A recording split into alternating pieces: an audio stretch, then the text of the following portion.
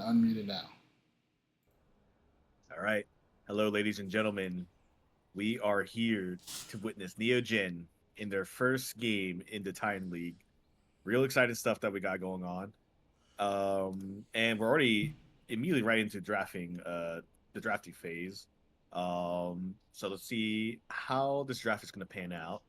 We see Neogen with their bands of Pantheon, Syndra, Neferi. Meanwhile, Ice, the team they're going against, Ziggs, Senna, Silas, pretty standard. Probably most likely um a counterban for Vuso on the Silas, and we see Varus being picked up. A takeaway from Packy Sacks. I'm sure we've seen Packy Sacks just absolutely dominate time after time after time. Get this man his Varus, and he will absolutely just massacre the enemy team. So good takeaway Absolutely. from Ice.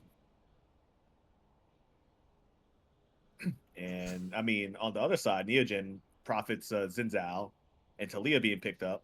Richie, one of the first criticisms I had during one of their scrims, and I think one of their blue other blocks, was simply that Neogen was electing to ban the Talia, but looks like Neogen has a little bit more confidence on the Talia now, and rightfully so. That champion is quite strong, and we're seeing Azir as the answer to Talia.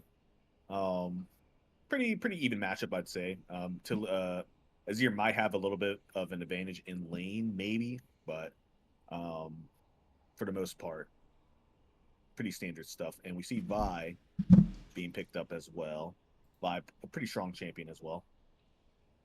Pull in the other caster. Um, oh yeah, hello, Hello. hello. What's up, muffins? We got our other Hello. caster in here tonight. I'm a couple minutes late, but I'm here. I'm ready. Hell yeah. Yeah, we got some drafting going on right now. Neogen picking up the Corki ADC. Probably that's not one I've seen picked all too often. I don't think Corki ADC has been getting played too much in the pro leagues, as far as I know. Or at least, yeah, I really don't think he's that high of a pick in the pro play right now. So pretty interesting pick from Neogen to go with the Corki. Yeah, Corki is super safe though, right? It's kind of like an Ezreal. You've got that extra mobility on the W, on the Valkyrie, and super strong late game scaling. I mean, late game, the uh, the burst from the poke from the R is kind of insane. They actually have a pretty nice engage here. The Corki, um, I guess he doesn't have his passive anymore. Um, but easy Yeah, for him to go in with the the Talia, package. um, as well. Yeah, I don't know. And then Manatee, you want to catch me up on bands here? What are we looking at for Yeah, bands? pretty stock standard stuff coming out of Ice for the Senna and the Ziggs. Ziggs being, of course, you want to ban him from the number one Ziggs player in the world. We gotta say that. We can't go stream without saying it. Um, and Senna being like absolutely busted in this day and age in this meta right now, especially as ADC. She's seen a lot of play, and rightfully so, in the right hands, and I guess sometimes the right RNG. You can just get so many amounts of souls and just start one-shotting people from halfway across the map. Yeah, Um, Senna's certainly not fun, especially in the yeah, hands of Band, one of his top champs. That's his for baby. sure.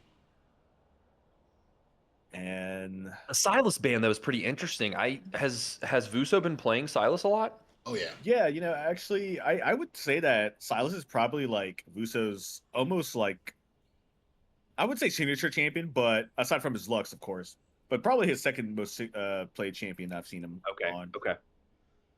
So definitely a good scouting from Ice to ban those three, and I would assume the Cinder pick is also probably a target ban on the side of Neogen. But Yeah, Syndra, it's just one of those super high impact mages that kind of has a lot in her kit. She has good wave clear. She can poke. She's got a big AoE stun. She has an execute ult, point and click execute ult. Syndra's when she's good and in the hands of somebody who plays her often enough, you certainly don't want to let that one through. I know the Nefiri has still been pretty strong in as a mid lane pickup, even though the Nefiri's not really been a jungler. But for the final round of draft here, we've got the Shen Nautilus coming out from Ice. Shen is incredibly overpowered right now, super overtuned. They buffed him 3 times in the last 3 patches, and uh, easy, strong team fighting champion. And then the Nautilus for follow-up CC. I'm actually like Ice's draft here is looking really strong. They have a lot of DPS with the Azir Varus, a lot of lockdown with the Vi Shen Nautilus, decently strong front line. But I do like the Tom Kench pickup from Neogen. That's a both actually Tom Kench and Mordekaiser. That's a way for them to take two enemy champions out of the fight. Yeah, not to mention the Tom Kim pickup makes it really hard for Vi to actually just get that single target ult, on anyone. Mm-hmm. And really smart pickup from Ban. We've seen Tom Kinch played a little bit by Ban in that show match that we had last Saturday. It was really impressive, and it would have been a different story if Ban's Tom Kinch wasn't being played. It has definitely saved Packy Sacks a great number of time, and yeah, I'm really excited to see how the Tom Kinch actually fares into a Nautilus Vars. Yeah, the like slow point and click ults give Band that extra time to just snatch up Paxax on the Corki. That's I actually do think that's a really good pickup into this comp. I'm honestly surprised. Yeah, no, aside from the oh, go ahead, Richie. I was gonna say, I'm honestly surprised they didn't ban the Tom Kench after the last scrim. Well, I'm trying to remember if the last scrim was the show match with your friends, Richie, or if it was actually if Band was actually playing the Tom Kench during those scrims. I can't remember. Now, game one, he was a terror. He terrorized them boys with Tom Kench first game. Yeah, definitely. Band's Tom Kench has been pretty impressive. I think we'll see really great value this game. And another pick that I want to closely talk about is the Mordekaiser. We're seeing a lot of kind of like engage threat on the side of Ice, but engage threat really means nothing if you have no front line to kind of protect your carries. Mordekaiser can just go in these fights, just pick a target, potentially maybe Vi or Shen, and that's one less frontliner that Neogen has to worry about. Yeah, that's a good pickup. I am a little bit worried though. The Azir is going to be able to create a lot of space. The ult to knock back Atalia, knock back a Corki, knock back a TK, knock back the Xin Zhao. There's a lot of it's an easy ultimate to just kind of push people away, create that space for the Varus and the Azir to free fire. But once he does commit to that ultimate, he doesn't have any more defenses for himself. Yeah, and that's probably what Neogen is probably planning to do. Azir ult, we know we've seen Faker, the Golden Road, whatnot. That ult is game changing, right? In the right hands, can absolutely carry an entire team fight single handedly. However, if he's using it defensively, it's less impactful. So the way I see Neogen's team fighting goes, Kotobun gets like a frontline like Shen, Vi out of the fight, tries his best to deal with that, and then Prophet on the Xin Zhao just instantly goes on to Azir and gets him to use his ult. And I mean, by that point, there's not really much Azir can do aside from Kai with his soldiers, but without his ult, it makes it much harder for him to DPS like that. Totally agree. I think this is going to be a super chaotic early game. Both teams are going to be scrounging for early leads because it's going to be crucial for them to enact their individual plans as soon as possible. I think you're right. If Azir gets far enough ahead that he doesn't have to use his ult defensively, it's going to be a steamroll for Ice.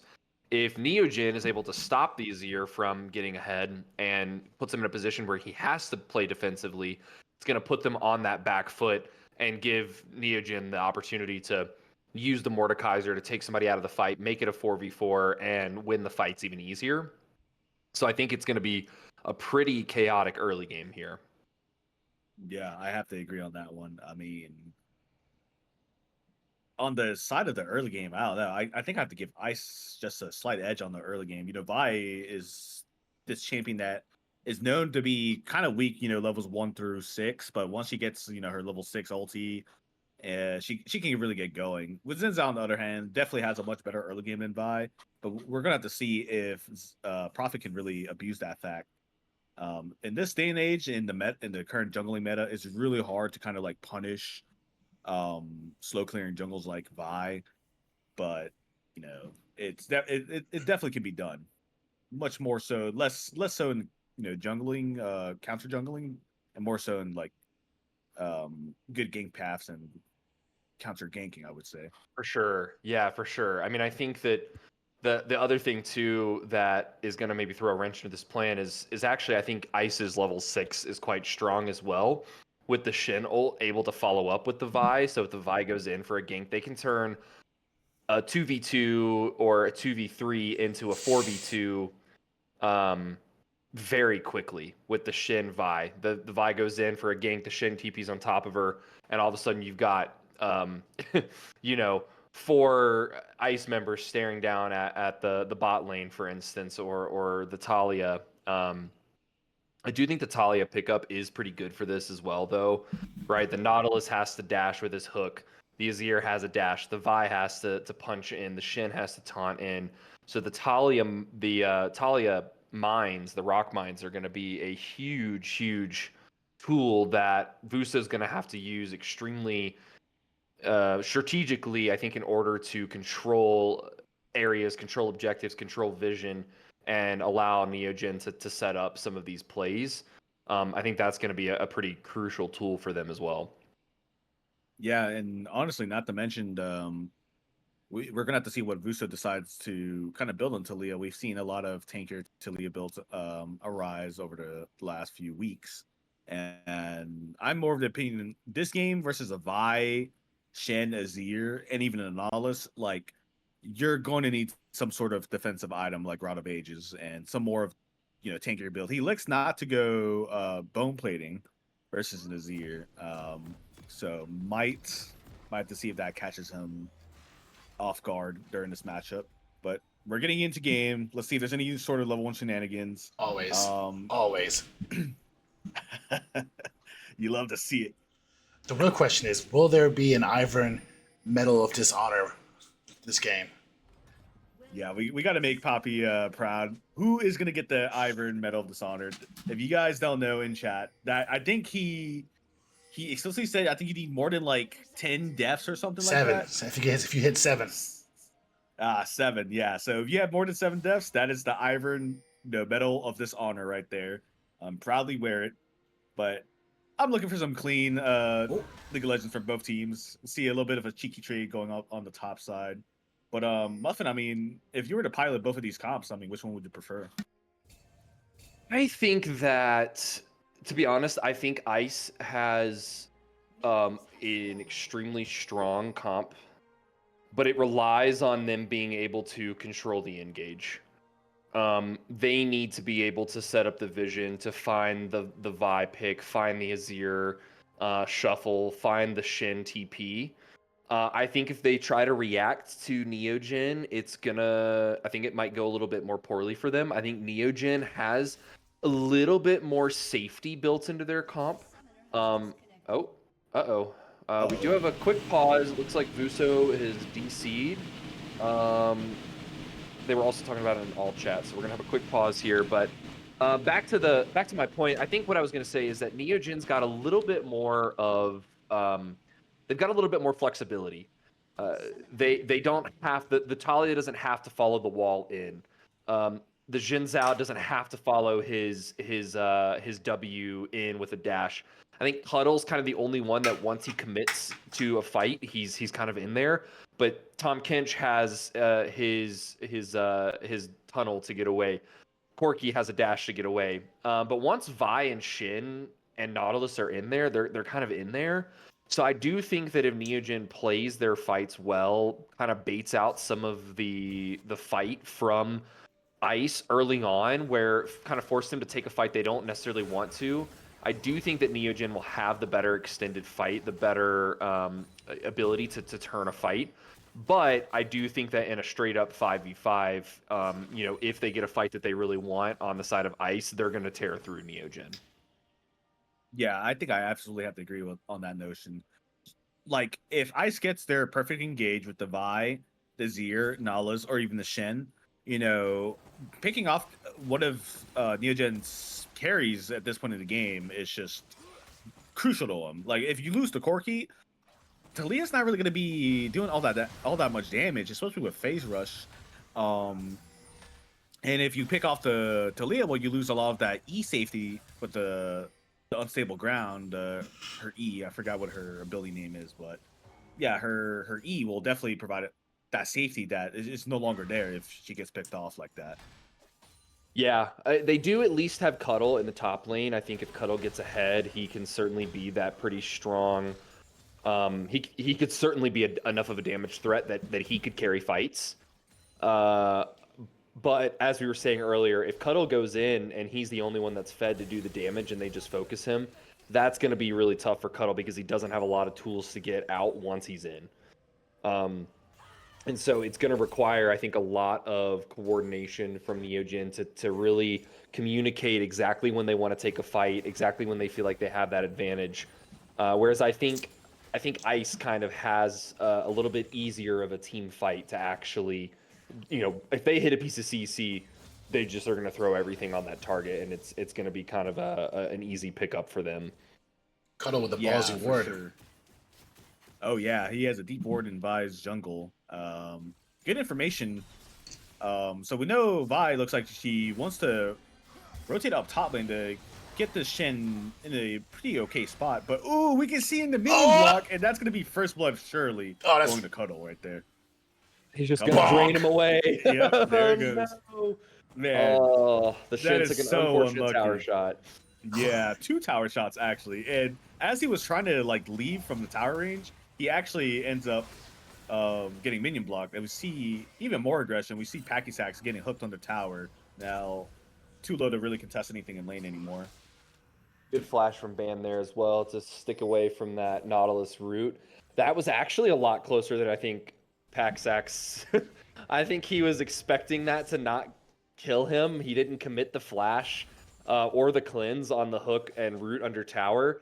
But they land the Ignite plus the Arcane Comet with the Varus Q, and it nearly killed him, actually. I think had they gotten one more auto attack off, he would have been dead.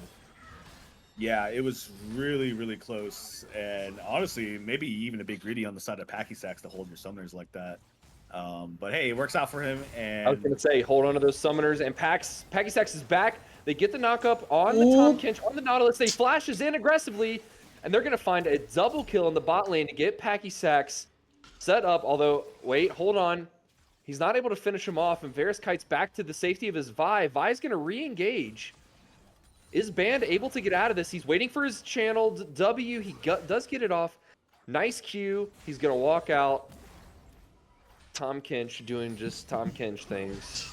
wow, I mean, a lot of small things that actually pay off really great for the side of Neogen. I guess Ice was just not expecting the regen capabilities of the Tom Kinch, especially when you're running Resolve, potentially maybe even second wind, and you have a health potion and his passive. Yeah, that guy's not the guy's just gonna regen all his HP right in front of your face. And the re-engage on there was just pretty good stuff. Cuddle is absolutely demolishing this Shin in top lane. This poor guy can't even walk up to his wave. Oh no, he's getting clubbed like a baby seal. Yeah, this is going really south for the side of Ice right now. If Cuddle stays ahead on this lead, it's going to be absolutely massive. Vuso just kind of going even in mid right now.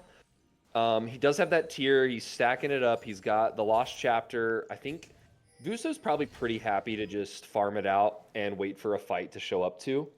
Oh no, and Cuddle pulls a cheeky fake back on him. Yeah, thought he was going to have him there on the pool. Looks like he's all good up there, though. I mean, this Shen is really bleeding out, and it's kind of crazy to see the CS, the goal difference already. Really, those 2 kills really put Neogen in a really great spot.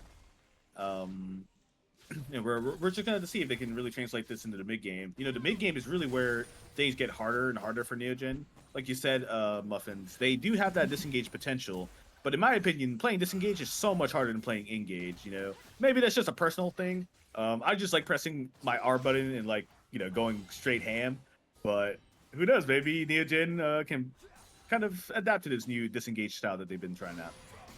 Definitely. I mean, there's nothing there's nothing easier than just pressing a bunch of R buttons, right? Like it certainly is an easier to pilot comp. Um, but I think, like we were talking about earlier, the disengage comp is what gives you that flexibility, right? You get to pick how and when you disengage, how far you disengage from the enemy, and that gives you those options to surprise your enemy when you're going to actually turn around. Whereas Neogen kind of knows what the plan for Ice is. They know that they just want to go in and press all their ults, and they just need to not get caught off guard by that. A nice long-range hook from the Nautilus. Willie finds it, but TK just dashes out, tunnels out. Yeah. No big deal there. And we see a little bit of like kind of how the mid lane matchup really looks like from the Azir perspective. You know, once he starts getting a few items in, it's going to be really hard for it to lead the match. See the ult going down from the bot lane on the top TK. Oh, And that's band director gone. That's the power to bars right there. yeah, that's Ooh. Yeah, that Varus, just the percent health damage. Wow, 2 cross-map kills. That's going to be massive momentum for the side of Ice. They're going to be able to pick up this dragon and probably get a plate. No, they decide to actually turn all their attention onto the dragon. They want to secure this as soon as possible. I think they probably know that Prophet just pulled Cuddle from the top side to go grab the Void Grubs, and they just want to get this dragon done as soon as possible to minimize the impact cross-map here. I kind of think after that double kill in the bot lane on the Varus, Neogen's they're gonna have to turn their attention to playing for the top side. Cuddle's already got this kill on the Shin. If they can force the Shin into playing away from his team and either having to give up lane pressure and lane lane advantage to Cuddle in order for him to show up to fights, that is going to be the best case scenario. They kind of want Cuddle to be this side lane threat that nobody can take on. Yeah, as we see, Prophet hitting up to kind of assist Cuddle here. Just like you were saying, Muffin. I mean, this is exactly kind of the win con going forward.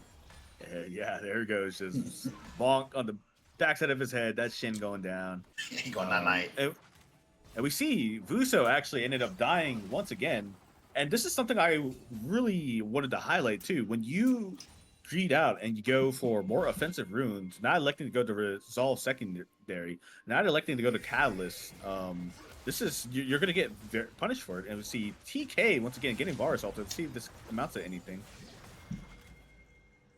Wow, that is some incredible damage from the Varus already. He only has the Rectrix and the Serrated Dirk, but he's doing a lot of damage. They find the Vi invading on the Gromp. They get a nice knockup plus the Tom Kinch Q. He does go unstoppable onto Paxax. It's going to be a huge engage. Jin Zhao, Prophet with a nice ult, knocks everybody away, separates the team. They find the Nautilus pickup.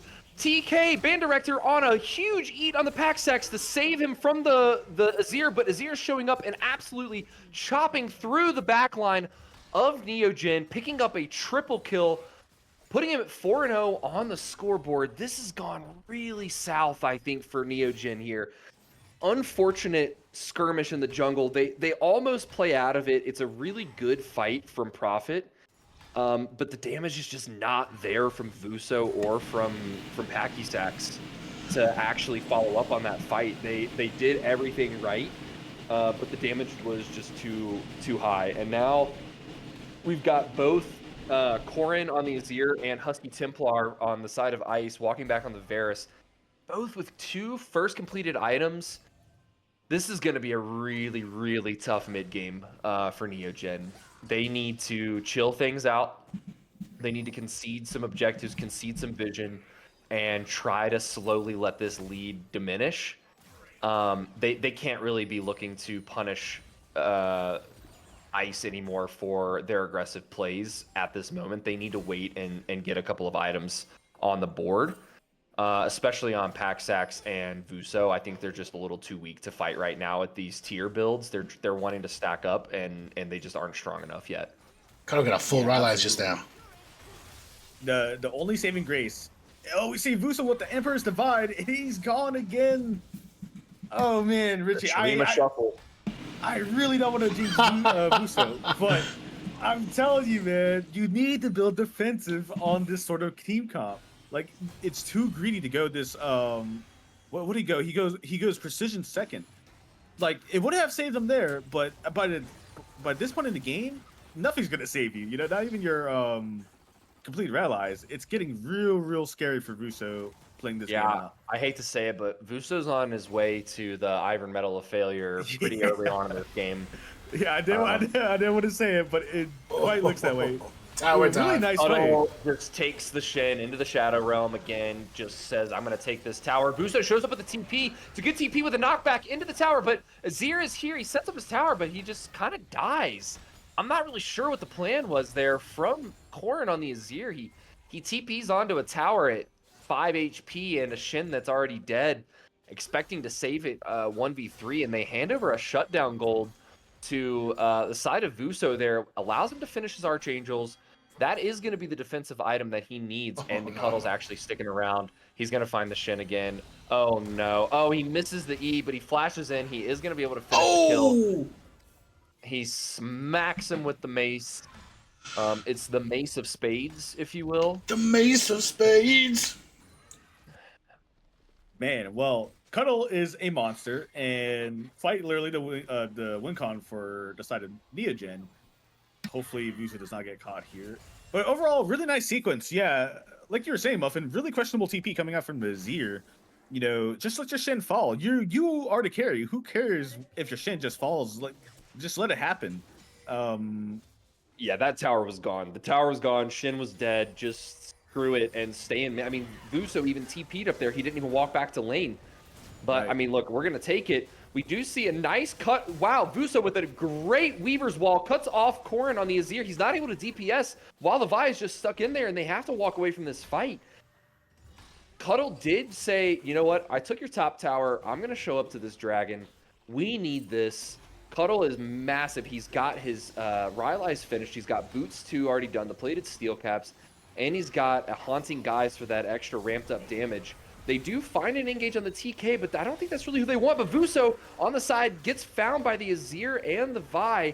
Got a little bit of a split fight here, but Cuddle's just kind of walking at them. They can't really take down Cuddle on this Mordekaiser, so they're having to just take what they can. They take the pick on Vuso, and it's a bit of a stalemate here. Cuddle has to wait and TP back to his top lane to stop the Shin split push. And not really a lot else happening here. A bit of a 50-50. Yeah, Shen elected not to use his ult. I guess I don't know if it really would save their Nihilist, but kind of strange and questionable to not use it at all during that engage. I mean, this Shin is so far behind. I think he just TPs and dies with him. Like, yeah. that's kind of the unfortunate thing about playing Shin is if you don't get ahead or even at least stay even, TPing into a fight it's still useful for a shield, but you're ultimately just kind of feeding over more gold if you TP into a fight like that where you've already fully committed. Because the Shin doesn't really have any disengage either other than his taunt, and if you're not using it for CC, then it's not really worth the TP. Yeah, I mean, Cuddle's just putting Neogen on his back right now. I would assume has most of the gold of the team right now. So as we look at the state of game, most of the gold is evenly distributed between Ice, but most of the gold is in Cuddle. So it's really up to Ice to really kind of come up with a game plan. How do we deal with this really fed Mordekaiser? 2 levels ahead of your top lane Shen. And Shen's basically out of the game at this point. Even electing to go to Titanic Hydra. AD Shen, at this point in the game, yeah, you know, that's something you really want to save when you're winning lane, not so much when you're like getting, stomped. But we're gonna have to see if it pays out for him. You know, more damage on the side of Ice is not necessarily a bad thing, but they're kind of lacking the front line they need right now. 100%. Yeah, 100%. I do want to take just a quick break from the game. Go over to the chat. We've got Poppy in the chat saying, let's go Neogen. Thank you for the hype in chat there, Poppy. I appreciate that one. Also, I don't know if anybody else here is not already following along for Neogen Esports. Take a look down at underneath the stream here. We've got some links to some socials. We've got Discord. We've got a YouTube that we're posting VODs on. Follow us along here at Twitch. We are going to be streaming every game for the Titan League. This game is the first match of the league in the Titan Esports League. The boys are picking up playing in Titan Esports starting this season. We will be streaming all games on Tuesdays, as well as we will be streaming scrims and some other fun stuff probably over the weekends. So definitely feel free to like and follow us on the platforms.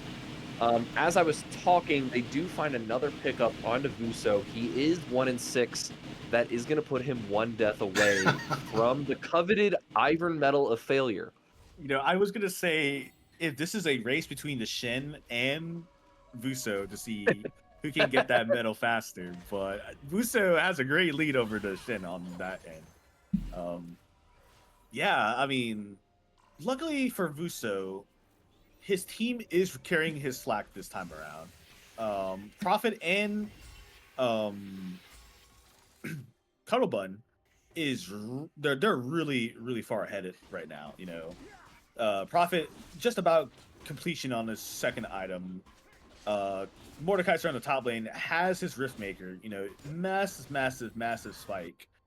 So it's really up to Cuddle and Prophet at this point to really fill in the gaps for their carries right now, because Packy Sacks, while not tremendously behind, definitely behind on terms of the Varus.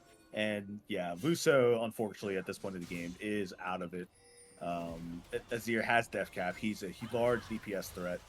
Wow, Yeah. Prophet gets spotted clearing a ward and loses half his HP to the Vi. That's a lot of damage from the Vi. Not even going Hail of Blades. That's just Vi Q damage. Pretty immaculate damage there. They do find an opportunity to try to look for an engage. Prophet with a nice pullback. I'm sorry, Cuddle with a nice pullback. He's walking in, says, screw it. I'm going all the way in here, boys. I'm going to slow them all down. He is just a massive wall. They're not able to cut through him yet. Ban picks him up, saves him. Vuso is able to live with the Archangels. They turn around the fight. Prophet goes in on the back line. He gets caught, chopped up, but they are able to walk away. 3 kills to the 1 on the side of Neogen. Great fight. Cuddle just walking at them like an absolute Chad on the Mordekaiser and just dares them to walk past his AoE slowing metal field of doom. Yeah, on the side Really of good Ice, fight. really sloppy on their end in terms of prioritization. We see the Azir just kind of in the side, and their front line just all over the place. Really on the side of Ice, you really just want to play front to back. You have a strong DPS threat with the Vars, Azir. Just play front to back, pick a target, as with your R's, with Vyar, Nalisar, and simply just work your way up. On the side of Neogen, they simply don't have the damage to deal with any sort of deep frontline that Ice will provide. But as we already mentioned, we have a Titanic Hydra Shen, so maybe they do. Really tragic, the Titanic pickup. But I think this is a top diff game, to be honest. The Shin went in on the back line. He TP'd in and then tried to go in on the back line, and he just got absolutely obliterated before. I mean, Cuddle was only at half HP by the time Shin was already dead and they had turned to a new target. He just isn't able to live long enough or put down any damage to be a substantial threat. And then Cuddle just walks at the back line of Ice, and they're not even able to DPS him down in enough time. Plus, Cuddle has the ability to just use his ult whenever he pleases to get out of that fight and just take the 1v1. It's not a bad strategy. This Mordekaiser is becoming kind of a raid boss. for sure. I guess a little bit on the itemization from Azir. There is no magic resist aside from the Merc threads from Prophet. it really makes me wonder if Void Staff third item is really necessary here. You know, Cuddle is just stacking a bunch of HP, so Leandries would have insane value here. So maybe a little bit of a mistake on the Zir side of things, but um, at this point, Azir and Varus, I mean, and we have poke Varus too, right? If it was to on hit Varus, once again, you know, that it would absolutely destroy the health stacking coming from Cuttlebun, but not so much with the Dowdy Varus. It still does percent health damage, but not as fast as you think it would. I think their plan is to just hopefully do enough damage. I can't really fault them, right? They're both ahead. Might as well just go for the absolute burst, blow you up build and hope that they can do that. I don't think it's gonna work, but they were already committed to the build before the game state that we're in, and they're just trying to do their best. Unfortunately, their front line just isn't ahead. The Nautilus is 0-4. He isn't tanky enough. He's behind banned by a level. And then the Shin we've already talked about is neck and neck with Vuso for the Ivory Medal of Failure. He isn't doing anything. Um, Right. it is favored for Neogen right now. I think they were able to make it through this mid game, and now the Corki just backed and finishes Muramana. Packy Sachs did. That's gonna put him. I mean, that's what they've been waiting on. Actually, now that he's got this second item completed, the Corki is really gonna start pumping out some damage. Yeah, and even though Vuso having a bit of a rough performance this game, you know, it really doesn't mean much in the whole grand scheme of things when the rest of your teammates are doing just fine. You know, Vuso completed the Leandry, so really not so much of a damage threat as Azir is, but still able to put up respectable damage numbers, especially against, once again, a health stacker like Shen with the Leandries. So, you know, not quite as potent as Azir as of right now, but still potent enough to deal with all the threats that Ice may throw at him. We've got Remy in the chat commenting as well. The front line just isn't lining. Yeah, you could certainly say that the front line is not lining. The Shin is basically a wet noodle at this point. He's just getting slapped around, and there's not a lot the Shin can do. And I've been in this position before. I love playing Shin. Shin is like one of the most fun champions to play when you're ahead. You hit those massive taunts, and you just can't die, and you absolutely chunk people out. When you're behind on Shin, doesn't feel good. It feels like you do nothing. They are able, though, on the side of Ice, they do actually get down here and sneak away the Atacon real quick. A bit of a cheeky play from them to sneak that Atacon pickup away from Neogen. They didn't have quite enough vision on it, or at least aren't able to respond quick enough. I wonder Not, if that not was a bad pickup. Yeah, I wonder if that was a response to Prophet being on the ward and recalling on the ward. I didn't really see what led up to that, but if Prophet was on the ward and, you know, they saw him recall on the ward, well, you know, perfect chance to, you know, try and get that Otacon. Yeah, that would make sense. I actually think Ice is just going to concede this dragon again. That's going to be sole point for the side of Neogen. It is even gold. We're even on towers. Neogen has they're in a really strong position. Yeah, I was gonna say it looks like we're walking over to Baron. Ice has really good vision set up. They're gonna try to set up a pick here. Nothing happening though. Great minefield from the side of Vuso. Cuddle just walks in on the back line. He's right on top of the Varus and the Azir, just eating them alive. The Varus has no help. He can't do anything. The Nautilus isn't peeling at all. Shin tries to go in on the back line, but he just can't do anything. He dies, and they just get chopped up. There's no help for the side of Ice here. They got nothing. Yeah, once again, really questionable on the side of Ice. You know, you're walking right into Mordekaiser. Where's your front line to kind of help with that? And Azir really just, I guess, really looking for like some sort of hero play with Shurima Shuffle, greeds it and lets his Varus die. Could have been a totally different fight if he just, you know, Shurima shuffled the Mordekaiser out of his deadly aura, but instead just elects to just kill his Varus. Huddle just kind of walked at him. To be honest, I think the Nautilus kind of was shaking in his boots, and he just didn't even want to peel. He was like, "Nah, you know what? I'm out of here. I'm fucking out of here, boys. I'm out. Here we go." I mean, what a crazy fight. As they say, the aura from the Mordekaiser is just way too strong. It's making Ice just Peter Pants, and this Mordekaiser is a real problem. And unfortunately, on the side of Ice, there's not really a lot of answers to it. Cuddle has gone absolutely man mode. Band Director just tunneling in right in front of them. They do try to engage. The Vi goes in on Prophet. So does the Azir. He goes in, but it's a great shuffle backwards on the Band Director. What is even happening? They split up. Vuso tries to go in on the back line with Prophet. Prophet is still alive somehow. Yeah. I mean, what is going on here? They just chopped through him. Prophet, I don't even know how he lived. We lost vision of him, but he went to the back line and just chopped up the Varus and lived the entire time. Great engagement. And Prophet just, he's going absolutely crazy. The top side of Neogen went hard this game. Cuddle putting the team on the back. Absolute chat on the Mordekaiser. And I gotta say, we're neck and neck on the Iron Medal of Failure here. Yeah, I mean, who's gonna fall down first? That's really what I'm like. That's really what I'm most excited about. It looks like it may be the Shen with the suicide taunt there. Yeah, I think he's done for. This one.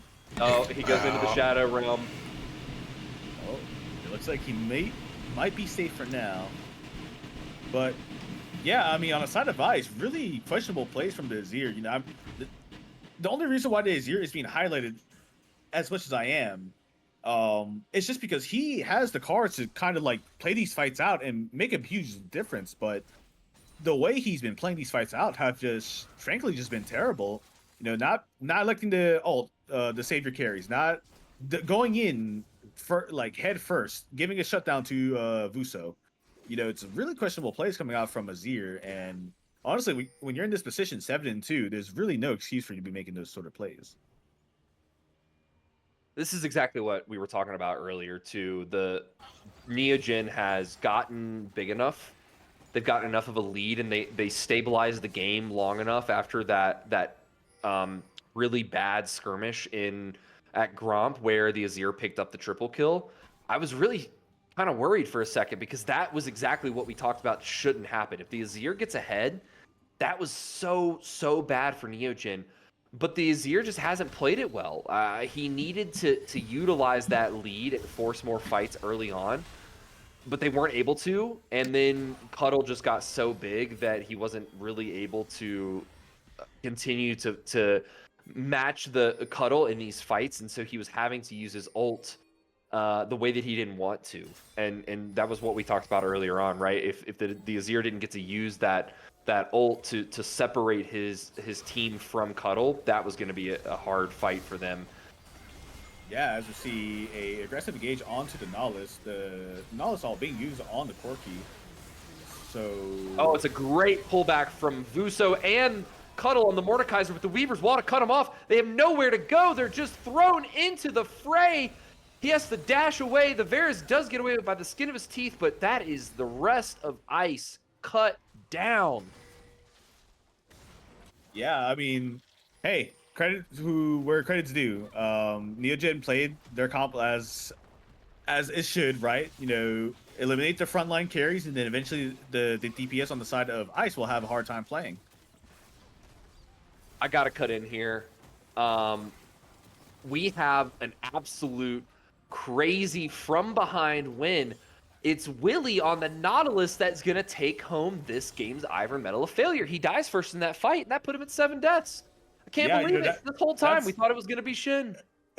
we seriously weren't doing good track of on the other side of things, because Nautilus with the surprise upset. Congratulations, Vuso. You did not get the Iron Medal of Failing.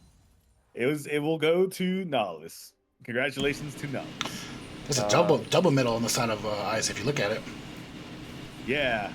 Well, we gave over the Iron Medal of Failure to the person who did 7 deaths first, which happened to be Nautilus, Willie on the Nautilus.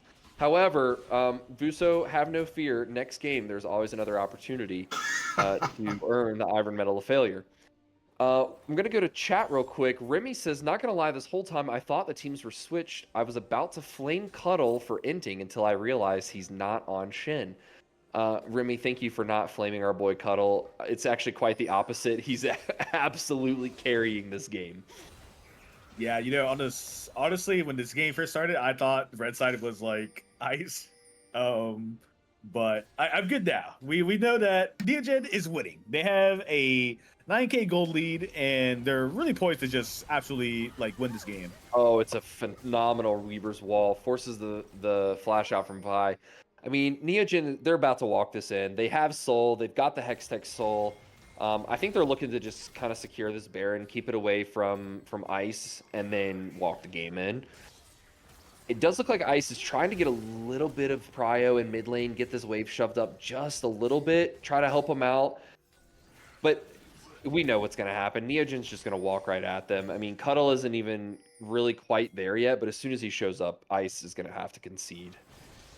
Yeah, I think Neogen just kind of makes quick work of this Baron. I don't think Ice wants anything to do with it. I would say that maybe with a poke Varus, the Baron is a little bit more risky, but with the damage of Neogen, it really doesn't matter. And full reset coming out of Neogen and a quick tower pickup for the side of Ice. But honestly, it's too little too late.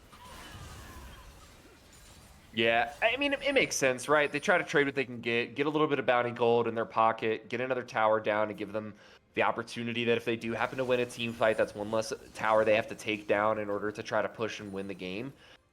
I just think that they're begging for scraps at this point, right? Like they're looking for the crumbs, and Neogen's about to take the whole pie.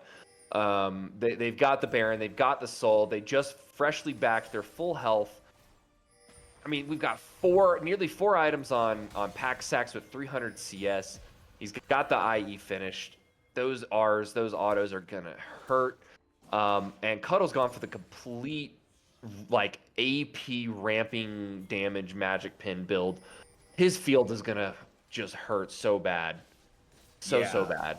Yeah, we do see Leander's being complete on the side of the Zir, but honestly... Oh, he pulls him over the wall! Whoa! I didn't know you could do that! Yeah, That was crazy. I had no idea the Mordekaiser could pull people through walls, but that was an interesting interaction. Yeah, really close one from the buy. I'm surprised she was able to actually live that. Punched back over, but that was clutch from Cuddle there. Zir dropped one of his Shurima towers in bot lane. It's kind of a moot effort here, I think. They're just Neogen's just gonna walk it in. I mean, their front line is so massive. Even Band Director on the TK has no fear. He just walks right at him. The Shin caught out at the turret over here. He's gonna just be pushed back. I think this is gonna be just kind of a classic little Baron push. They're gonna slowly take the objectives, and they're gonna reset, spend a little bit more gold, and set up for this vision on I guess, is Elder coming up quite yet? I wish we had timers for stuff like that. I don't know exactly when Elder's going to spawn here, but it's probably got to be soon. I would give it maybe another 2 minutes. I think that's around the Elder spawn timer. But yeah, I mean, if you're the side of Neogen, really at this point you're just looking for Elder and just looking to close the game at this point. You have the vision set up, you have the items. Ice, while most of their carries are on 3 items, or really four items at this point, it's not enough for them to actually do anything. Once again, the poke bars with the lethality just isn't enough to deal with the large HP bars of Neogen. No, it's really not. I think this comp from the side of Ice was a little too what's the word I'm thinking of? It was just a little too like not chaotic, but it was too hard to pilot. They had to get their carries ahead, and they had to control the fights. This comp is so bad at fighting once you get behind. Like you said, there's no damage on the Varus. The Shin has no resistance as he can't even go in. The Azir can't walk in or use his ult offensively. The Nautilus is just crumbling. The Vi can't go in. There's no option for them. Yeah, and things really would have been a different story if we saw a little bit of nicer microplay coming out of Ice. their team fighting hasn't been spectacular, and honestly, the itemization on the Varus is what really screwed them over this game. While a on-hit Varus may not be ideal into what you're trying to do on the side of Ice, it really would have like been super helpful on the side of dealing with the Mordekaiser and whatnot. Oh, okay, Neogen looking for an engage. They're trying to catch him out before they can get the fight started. The Shin's not quite there yet. He's just TPing in. He's not even using his ult. He doesn't have it. They're looking for a fight on Elder, but they don't have the vision. They walk into Cuddle. They don't even know he's there. An absolute crazy pull. The Shin tries to go in on the backline, but he just dies. The Vi trying to run away gets pulled back by Vuso.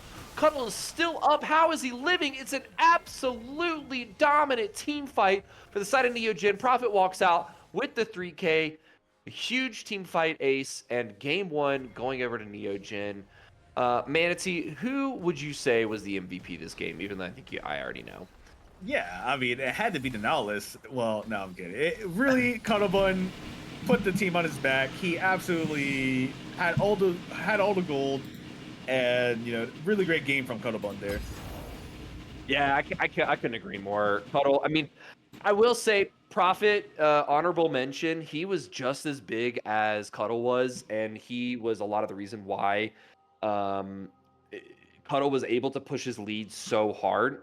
He showed up to top lane, helped get that tower down, and pick up some extra kills and gold so that Cuddle could show up to the mid-game fights. I think had they not pulled Cuddle as early as they did, they would have maybe lost a couple more of those mid-game fights that would have not allowed them to close out the game as easily as they were able to. But otherwise, I agree with you. It was definitely the Mordekaiser on Cuddlebun, in the hands of Cuddlebun. But that's going to do it for game one. We'll have a short break, and then we will be right back to get into the draft for game two. So don't go anywhere. Grab some water, grab a snack, use the bathroom, and we will be right back.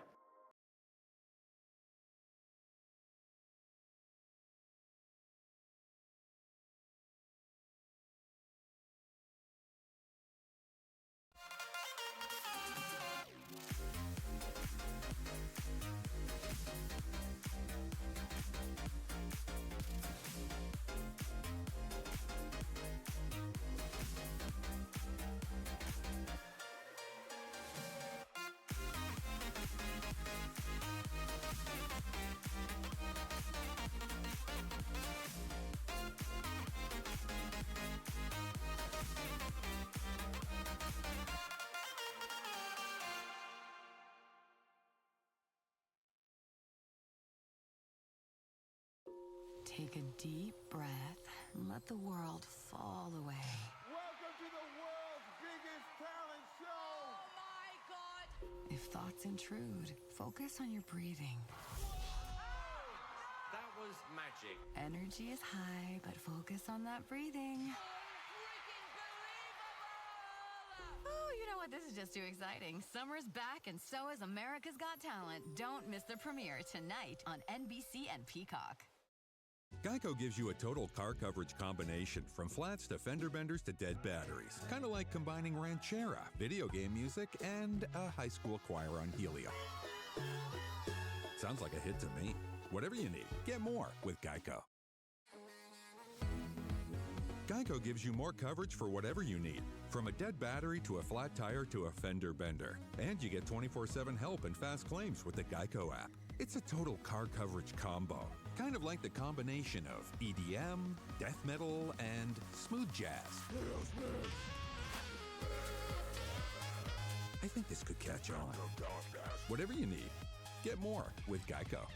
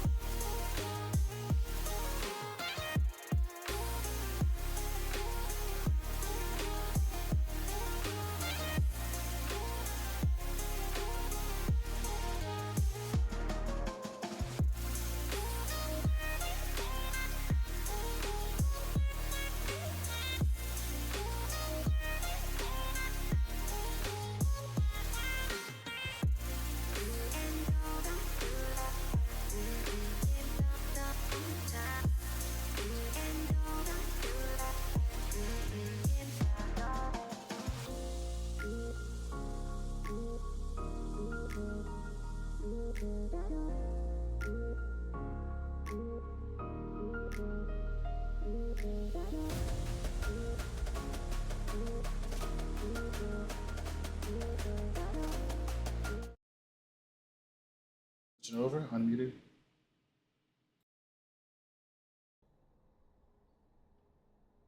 All Hello, right, hello. and welcome back, Manatee. I hope you're refreshed, ready to go for this game 2, first week of Titan League. Just as a reminder, we are Neogen Esports. We're here watching our boys at Neogen playing against Ice in the first week of Titan League. This is a pretty well-known amateur league. Our guys are competing in, I believe it's the Relinquisher League. I was told by production, which I believe is a Diamond / Masters League. I don't know exactly where it falls. And we have so far closed out game 1 with a win for our boys Neogen. You can see at the bottom of the draft screen, those are our Fearless bands. So just a reminder for those who don't know how Fearless works, Fearless is where whatever champions are picked to play in the first game are no longer allowed to be picked in any subsequent games in the series. So none of these 10 champions from either side of Ice or Neogen will be able to be picked up in this game. We should see some pretty interesting switch ups, different team comps, different types of champions on players. And after last game, Cuddle absolutely carrying on the Mordekaiser. I'd love to see some performance from Vuso and Packy Sacks. It was certainly a bit of a one-man show in game 1. But I have faith that the boys are gonna pull out another solid game here. Manatee, how you feeling? How you doing? What are you thinking? Yeah, I mean, pretty impressive showing from Neogen. Obviously some things didn't go the way they wanted to, especially um with that early game skirmish with the buy and the Azir getting a triple kill. But luckily on the side of Neogen, the Azir wasn't as impactful as I thought it would be, and Cuddlebun was able to neutralize the Azir very nicely. It was a bit of a sad way that the game ended up kind of, I don't know, suppose rolling out. I mean, we had a super even back and forth in these early levels, and we discussed that right before the game started.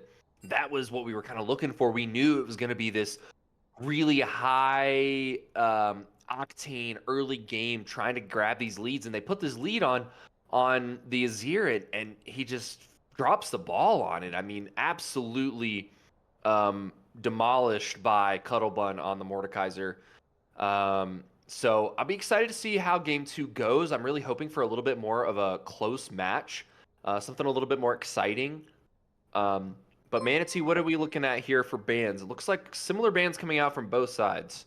Yeah, I selected to go blue side again.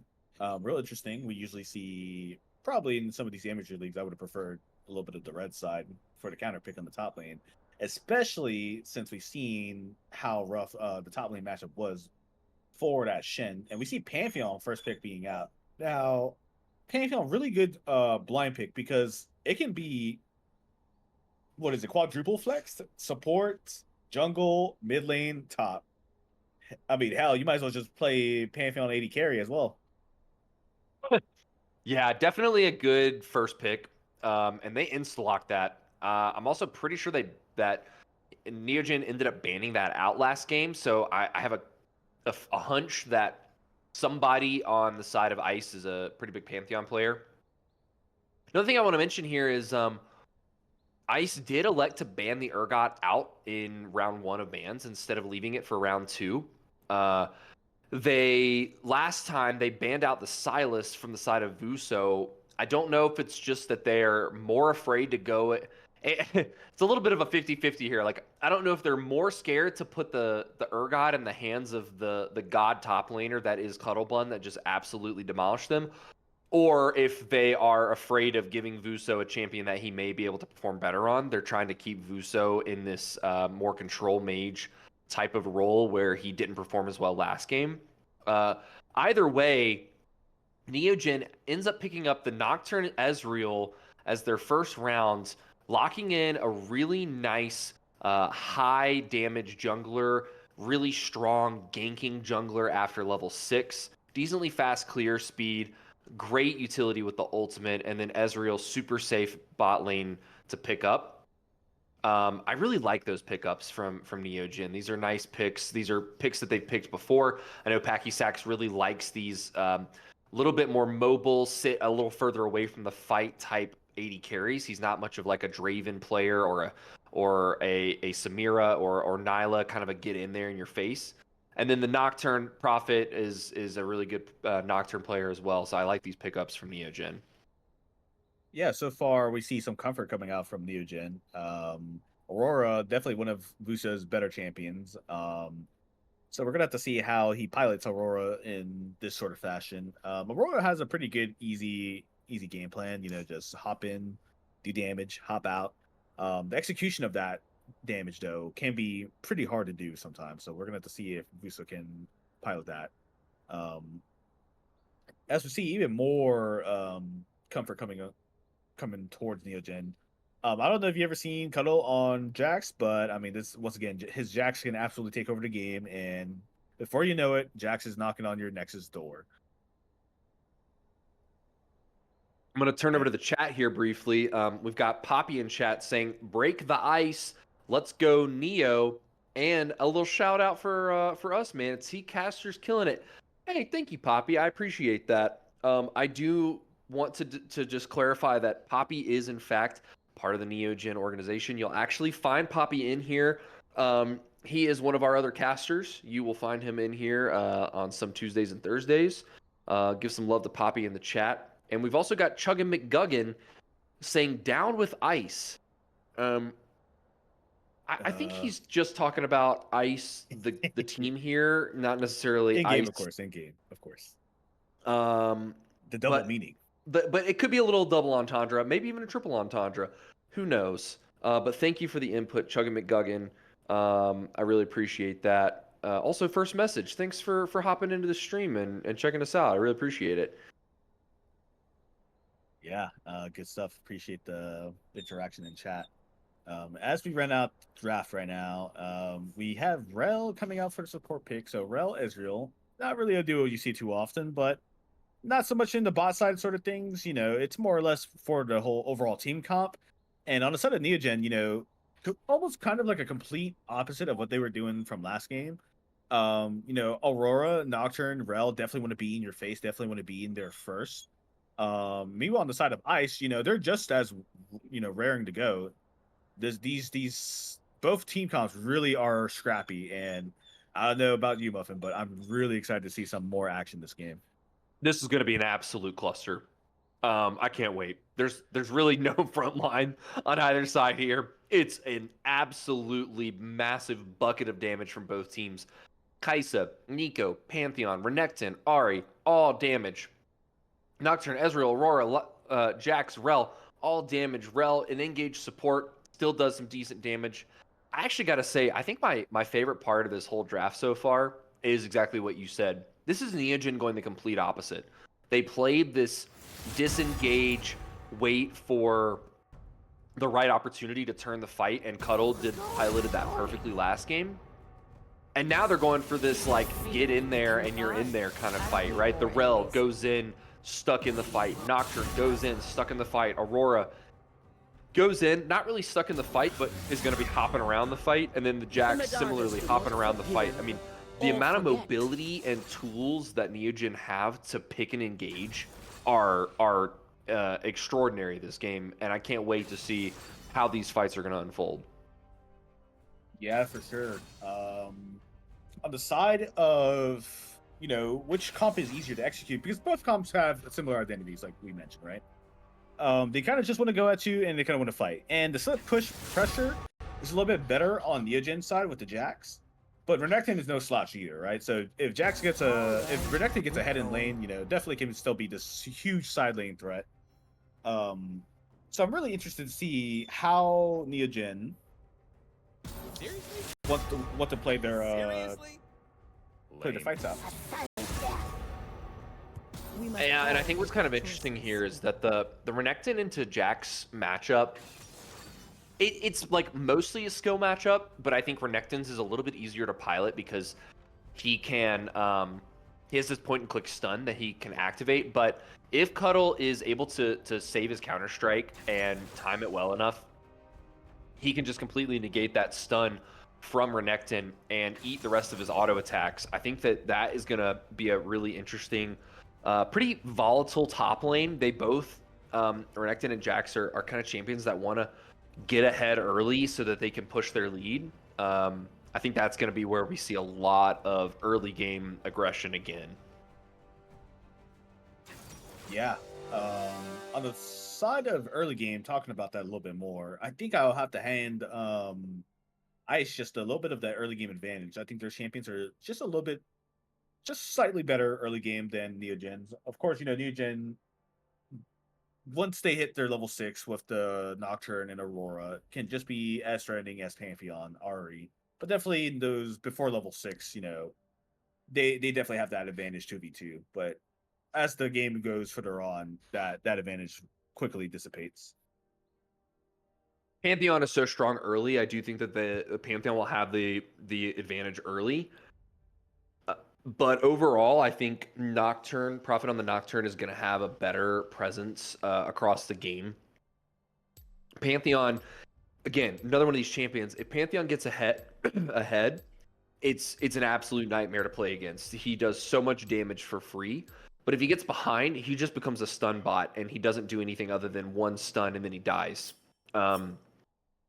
So I'm kind of curious to see how the Pantheon gets piloted here with the rest of the comp. I think the Ari, Kaisa Pantheon and Nico as like a bottom side of the map, it has a lot of potential to set up an easy pick. They can show up to a fight really quick with the Pantheon Kaisa and have a good wombo with that. But Ezreal Rel are such good disengage. They both have ways to stop a fight and get out of there. So yeah, I mean, I think I see where you're coming from, though, with this early game aggression. I definitely think that Ice has the slight advantage, but I've got faith in our boys. I think they're gonna outplay them. Of course. Neogen, once again, even though throughout lots of their drafts I have criticized them for having the harder draft to play, they usually always execute on them pretty well. So I don't think anything different will happen this time around. They may have technically the harder draft to pilot. Not really. I think their draft is pretty easy to pilot compared to Ice. But in the early game, it can be a little bit harder to pilot. But nonetheless, I don't doubt them one bit. I think, they're on their comfort. Aurora, Vuso's one of Vuso's top champions, his top 3 champions, really annoying to play against. I remember when I used to play against his Aurora, it was not fun. So maybe it won't be as fun for the Ari this time around either. I want to hear some predictions. What do we think? Who do we think is going to get the Ivern Medal of Failure? And who do we think is going to get the Mordekaiser Medal of Success? I'm going Pantheon is going to get the Ivern medal. Yeah, I have to agree with that. Pantheon is all or nothing. So you're either shooting high for that Mordekaiser medal, or you're going to be tumbling down like the Ivern medal. Yeah. I don't have a lot of faith in this top laner after seeing his Shin play. Renekton is a champion that is really squishy if you're behind. I think I could see him getting behind into Cuddles Jax and then just kind of feeding it off from there. But what are we thinking on the side of Neogen? Who do we think is going to end up being an MVP this game? My bet is on Vuso with the Aurora. This is such a good champion for him. Has a lot of agency and does a lot of damage and easy team fight presence. I think Vuso is gonna pull out here and be a solid anchor for the team. But I'd love to hear what you think. I think it's going to be a Packy. Personally, I'm going Packy. Yeah, I think Packy has definitely a good chance to get MVP this game. Honestly though, I'm probably gonna have to give it to Prophet to kind of shine through this game. This Nocturne is we've been talking about all the other lanes, so let's talk a little bit about the jungle matchup as well. We say that if Pantheon doesn't get ahead, he's just kind of this stun bot that's kind of useless. Well, it's kind of the same deal with Nocturne, right? He can still provide utility with his ult, sure, But can he ever go in if he's behind? Not really. It's much harder for Noxer to go in when he's really far behind. And we're seeing a little bit of level 1 shenanigans here coming out Yeah. from Ice. Yeah, we've got a standard 5-point from the side of Neogen. Are they gonna? They're just grabbing vision. They just want this early. They just want this early ward in bot lane. Really interesting. Yeah, I guess that may be a matchup specific thing with Ezreal Rel, but I don't think so. Maybe he's setting up for more aggressive plays for the bot laners. But yeah, pretty interesting stuff. And we got the classic Raptor ward on Pantheon's Raptors, of course. So it looks like the focus for Pantheon this time around is going to be on the bot side. They do send Vuso over. He drops a ward on blue. They're gonna spot the Pantheon. They've already pinged it. Yep, they're pinging it now. They know that the Pantheon has started his top side. But I don't think the bot lane knows about this ward. And I'm not sure if it's... I think you're kind of right. I'm not really sure what the plan is here. Was Nico trying to set up for like a cheeky minion route at level 2? Yeah, it's a pretty interesting. I mean, they definitely could have got that ward either way, because they should naturally just win the level 1, level 2 race. But pretty interesting stuff. Some early aggression already from Vuso. Already definitely not where you want to be in this sort of matchup. I'm not really sure what the Ahri was doing there. Why was she over there at level 1? I mean, that was just silly. Vuso even burns his flash trying to find the pickup, but he doesn't get the last auto off in time. The Ahri is able to chug some potions and get his level 2. We saw Cuddle go in on the top side into this Renekton. He just is kind of shoving the wave in slowly. Yeah, not a lot to be done here. Kind of a difference in starting items for the Renekton and Jax. I would have probably seen Cuddleban tried to go for more of the Doran's Blade start, more of the aggressive start with the Jax, especially with how dominant he was last game. But in this day in modern day League of Legends, being defensive is just as good as being offensive. So probably will pay more dividends as he whittles lower and lower to this Renekton. Yeah, I think kind of the only unfortunate thing here is that Renekton did take press the attack, so he's kind of looking for these short trades on Cuddle, which I do think if he continues to cycle that press the attack proc, he might ultimately end up beating Cuddle just because Cuddle doesn't have any way to sort of win these short trades with the Renekton, and Renekton's got nice healing on his Q as well. But if Cuddle just kind of sits back with his Doran shield, lets that region come in, he's going to be doing okay, I think. I don't think there's a lot of kill pressure or kill threat here right now, especially because the Renekton didn't take Ignite either. Yeah, actually, I'd be a little bit careful with that. Especially with Cuddle knows if with his Counter-Strike down, there's no chance of Renekton solo killing him. But definitely with press that attack Renekton, once you get that Fury up and you flash W in, that is almost about like 300 damage proc almost instantly. Yeah, it's a lot. Yeah, really dangerous stuff. And I agree. If he had Ignite, that would have been a dead Cuddleban potentially, but nothing like that so far. I just want to take a minute, go over to the chat. We've got Wurgles also hopping in. First message in the chat. Thank you for hopping in here, Wurgles. It says, Cuddle's definitely the MVP. His champ counters the top and the jungle, and he can shut down the AD carry. The Nico and the Ahri can't carry the game alone if he's able to do that. Really good point there, Wurgles. Thank you for your input. I mean, Cuddle is definitely, after the performance that he showed in Game 1, you can't count him out. I think he's definitely going to...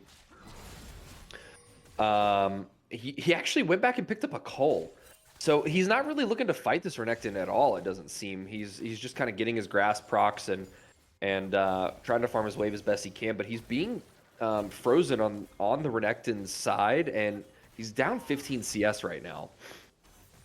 Yeah, so far, pretty rough start for Cuddle. Now, granted that he hasn't been able to farm some of his wave that's fully caught up to him.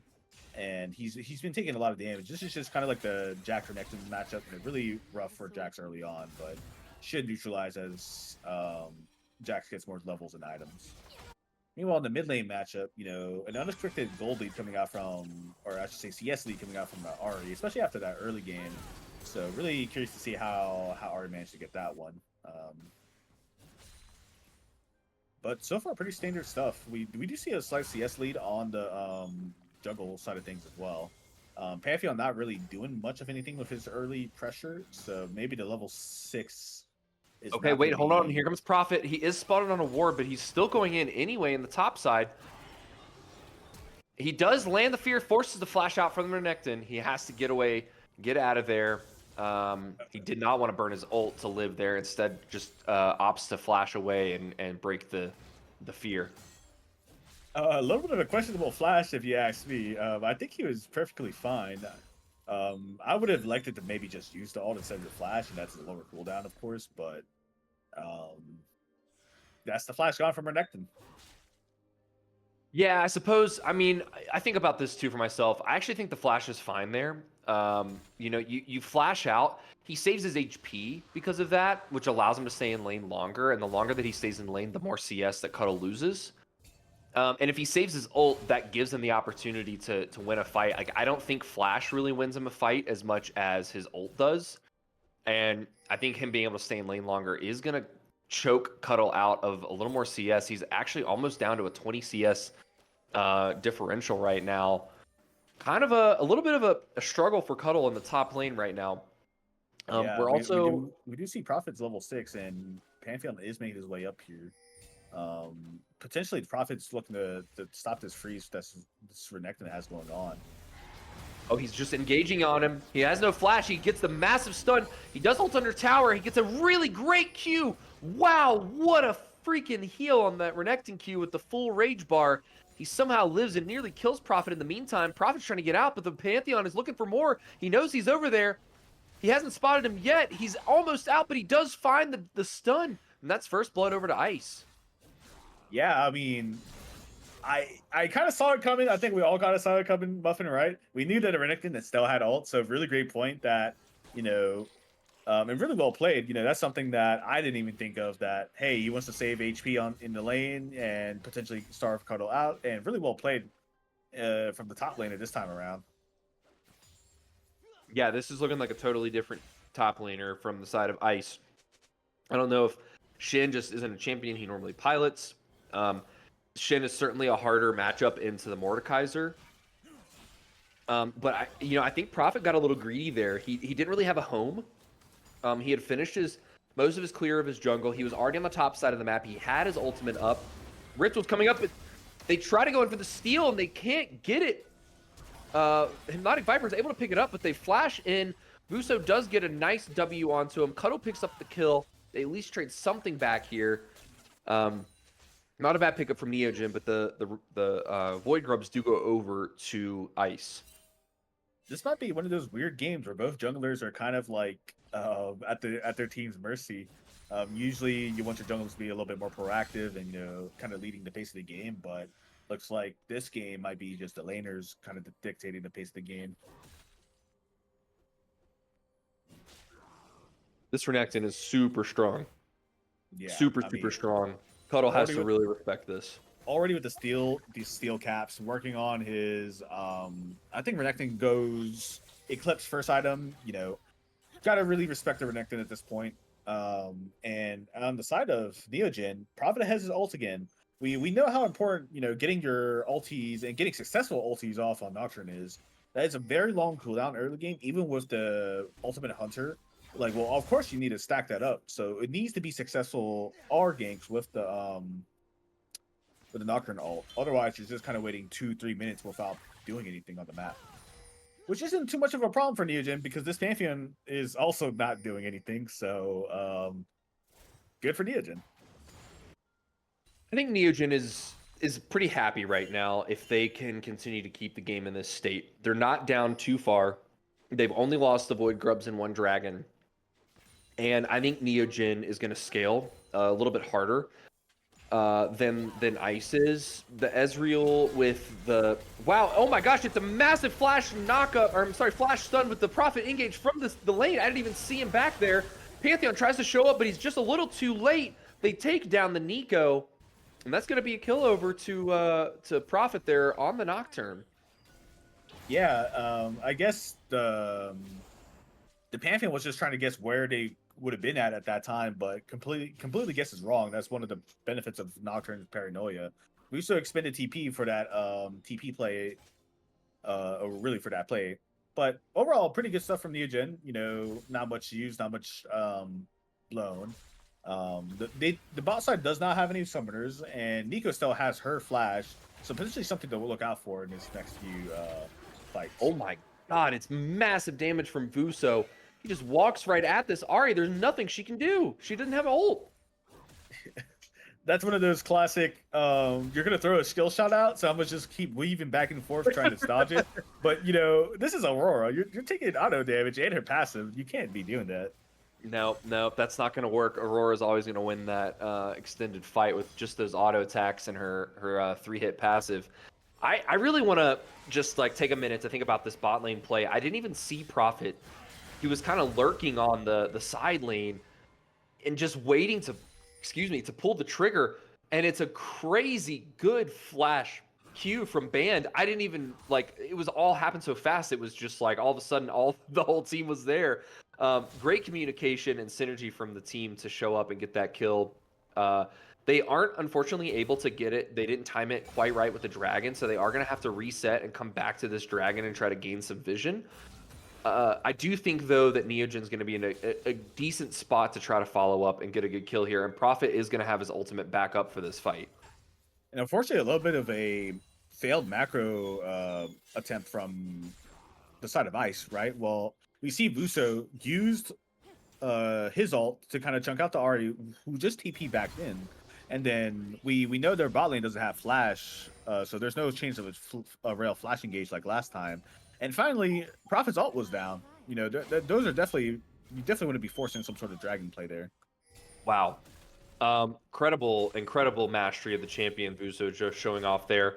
Buffering the Pantheon stun with his E little jump back. I forget what the ability's called on Aurora, but buffers it with that little jump back and stays away from danger. Cuddle with a really nice engage. She sees the Renekton take a tower shot and follows him in, but the Renekton pops his ult for the Jax flash. Not a perfectly good trade there for Cuddle, but I think he's happy with that because it's going to force the Renekton back, allow Cuddle to finish farming up this wave, get the states back to a neutral state, and he's going to also be able to get a reset off of that. Yeah, I mean, not sure what the Renekton was doing, just taking 2 tower shots back to back, but Cuddle was able to kind of capitalize on that, blowing the Renekton ult at the cost of his flash, so may have been worth. I don't think Cuddle was in any danger necessarily, but better safe than sorry. Yeah, and I think Puddle's happy to burn his flash there. He knows he's behind, and he needs the wave state to be as good as possible for him to farm. I think he's happy to burn his flash. As Neogen just elects to drop this dragon here. So yeah, I mean, pretty even game state so far. Objective lead over to the side of Ice, but I don't think it's anything Neogen has to be too concerned about. I think they can still, you know, force out these later dragon fights into complete stomps. Really, I'm not really impressed with this Pantheon so far. Muffin really hasn't been doing much of anything, and especially when the Ahri has so much mid prio, not really synergizing well with the mid laner. I agree. The Ahri and Pantheon could be setting up some pretty easy picks here, and they're just not really doing it. Wow. Oh my gosh, Prophet is in top lane again. This is what I'm talking about. He's not even on the screen, and all of a sudden he shows up, the lights go out, and Prophet's there. Nothing really happening, though. I got to be honest with you. I think that Prophet needs to kind of not... I think he needs to leave Cuddle alone in the top lane. They're not going to kill this Renekton. He's too far ahead. The Cuddle just doesn't do enough damage. And burning an ultimate for nothing in top lane, he doesn't even get a reset from the Renekton. that's not really a worthwhile trade. I think Prophet needs to be saving his ult for mid lane fights, for objective fights, and trying to keep Vuso and Pachysax staying ahead in this game. Yeah, you know, the Nocturne ult still has a pretty sizable cooldown at this point in the game. You don't have all your Ultimate Hunter stacks necessarily. So, and you don't really have much cooldown items, not until you get your Experimental Hex Plate, that is. That's if he is going Experimental Hex Plate, or even, you know, Black Cleaver. Just any sort of CDR, but, you know, it still has a pretty lengthy cooldown. I'd say 2 minutes at this point. But I completely agree. This top side is nothing you can't gank. This Renekton's just too far ahead CS wise, and you know, really you gotta just focus on the bot side of the map where you can try to make something happen. In the meantime, Hypnotic Viper on the Pantheon does secure the Rift Herald. I'm not sure if Neogen just conceded that after Prophet's failed gank top, or if they just didn't know about it. They didn't have any vision of the Rift Herald. I don't recall them peeing on it either. Kind of interesting. I don't know if Neogen is purposely doing this or not, but they have conceded every objective so far this game, and that's put them at about a 1.5K gold difference. Most of that largely going into the CS gap in the top lane, but I do think that they are securing a little bit more plate gold, a little bit more objective gold from the Pantheon, picking up all these objectives. And if they do get Soul, that's going to be pretty hard to come back from. Yeah, unfortunately, we don't know what Dragon Soul it is just yet. But honestly, if I'm on the side of Neogen, I'm just hoping that's a Chemtech Soul. Yeah, Chemtech. I mean, if it's anything really other than that, it's not going to be good for them. Right. Worst case scenario is a the Stone Dragon. What was that? Mountain Troll. Yeah. I can't believe I forgot the name of that. But yeah, it's the Mountain Dragon. That would definitely suck on the side of Neogen. Wow. Okay. Great engage from Band Director. He finds the knockup. I'm sorry, the crash down plus the shattering strike onto Nico. They only can ult the Rel there, and Paxax is free to fire from far away. They had the Nocturne on Prophet show up late, but then the Ahri TP's in with the ult and gets a really nice double kill pickup on the back end of that. Terrible, unfortunate fight for Neogen. It looked so good. It looked so good, but the Prophet on the Nocturne just couldn't finish him off. Pachysax was too far away. He isn't able to follow up with the damage there, and the Ahri just shows up and absolutely decimates Neogen. Yeah, I mean, I made Ahri, you know, I made Ahri, and that was some pretty good example of what Ahri really likes to see. Low bot lane, just TP in, alt flash, you know, there's no chance of escape. It doesn't matter how many summoners you have. But honestly, on the side of Neogen, just overplayed their hand a little bit too much. It was great, the initial pickup from Prophet to kill the Kaisa, but after that, the play is over. You know, there's no need to even stay there at all. The TP from Vuso was absolutely not needed. I couldn't agree more. Prophet tried to stay in. He tried to stick on the Nico and the Pantheon on the back line with his not Gore Drinker. Gosh, that's the old item. The Stride Breaker. Wait, hold on a second. We have a little bit of a cheese bush here. Nice trade. Not enough to get the actual kill, but good trade on the Pantheon to try to force him out of there for this third dragon. The rest of Ice is walking in, though. This dragon's really important. It sets up Soul Point, and it's definitely not something Neogen wants to give away too lightly. As we see, just a little bit of scuffle here and there. Honestly, on the side of Neogen, you just have to start this up. Manatee, I gotta say it. We need a hero, and it's got to be Cuttlebun. He needs to get online and get online fast. This Renekton is so far ahead of him, and he's holding him hostage in the top lane. The Jax could easily stop this Kaisa and this Pantheon. Oh my gosh, it's a great engage from the Nico, but there's nobody there to follow up on it. Prophet follows them in onto the Ahri, forces her out, but they're able to sustain the initial engage, and the Ahri just kites back.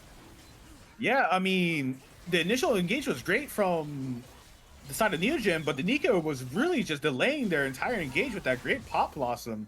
And Neogen's just not able to pick up anything that fight. Prophet goes down, and the only thing they got was Renekton's TP.